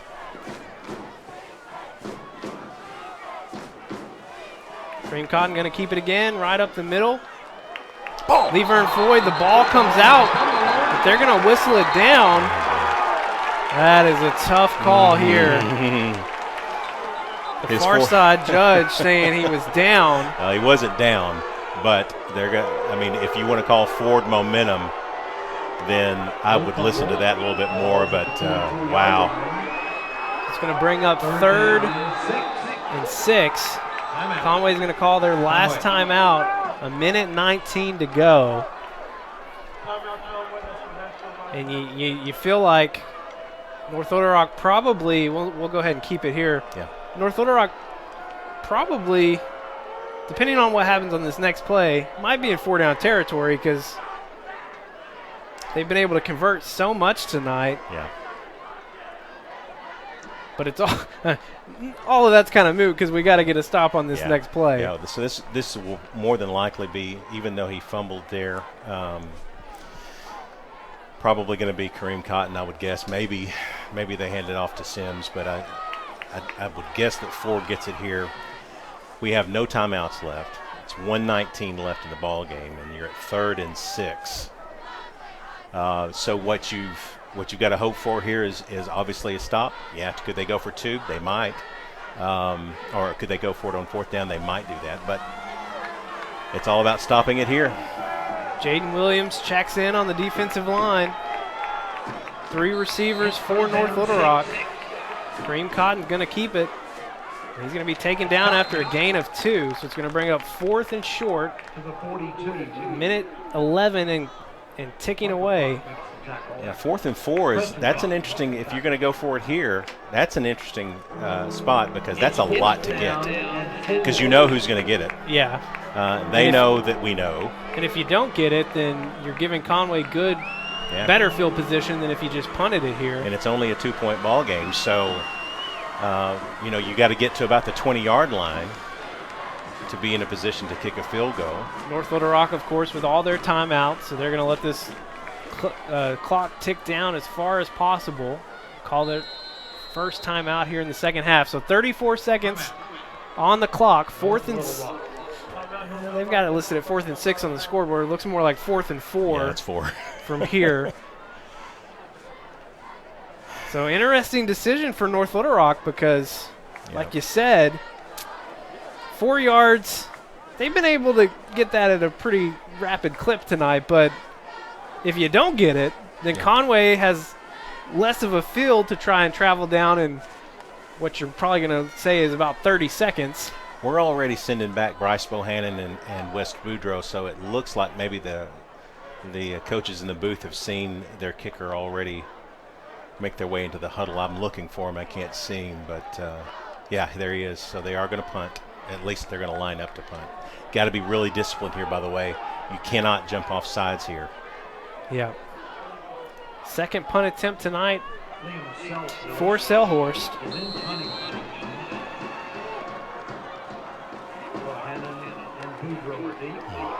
We got it. And it was blocked. Tyler Garlington's got it over near the 43, so with 28 seconds left, another huge special teams play. Preston Prock. We had a blocked PAT and now a blocked punt. This sideline is pumped up. Coaches excited. Wampus Cats with 28 seconds and no timeouts are going to have a chance to get the final score in this game.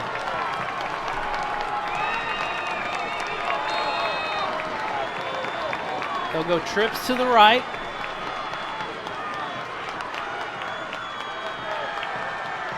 Weiss is going to throw one up for Silverman Barnes in triple coverage, and it's almost picked off. 22 seconds. So that's an interesting call because they went with a guy that really no one would really focus on. So, I mean, I love the call. Middle of the field, Silverman Barnes has shown the ability to make a big catch. You know they're going to cover Bryce. You know they're going to cover West. We've got man coverage right here on this side, though.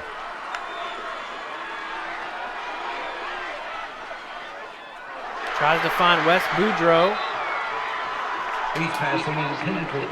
Pass is defended by number 28, Davian Vason. 3rd and 10, 17 seconds. Need to get a first down here and spike it to stop it. Got to be really disciplined here. Make a good play. 17 seconds. 2 receivers to each side. Jamal Bethune's going to move over to the left.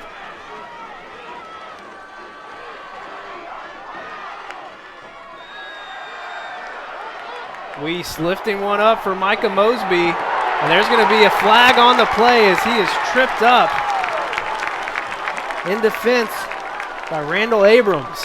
Oh, if this was the NFL, that would be a spot foul, but it's not. So it is a first down. It'll be 15 yards. So we're closer. 12 seconds left, Levi. 12 seconds, going to move the ball down to the 43-yard line. First down, Wampus Cats. Manny Smith's going to check in for Jamal Bethune. That's about as many weapons receiving the ball as you can have on the field here. Conway's going to go with 4 receivers to the right side. Empty backfield for Weiss. He's trying to find Manny Smith. Unable to connect. 7 seconds left. Ooh, that was really close. Manny had a step on him. The ball was really thrown very well, and the defender actually made a really good play to get his hand up. But boy, that was really close. Probably time for one more play. Maybe 2.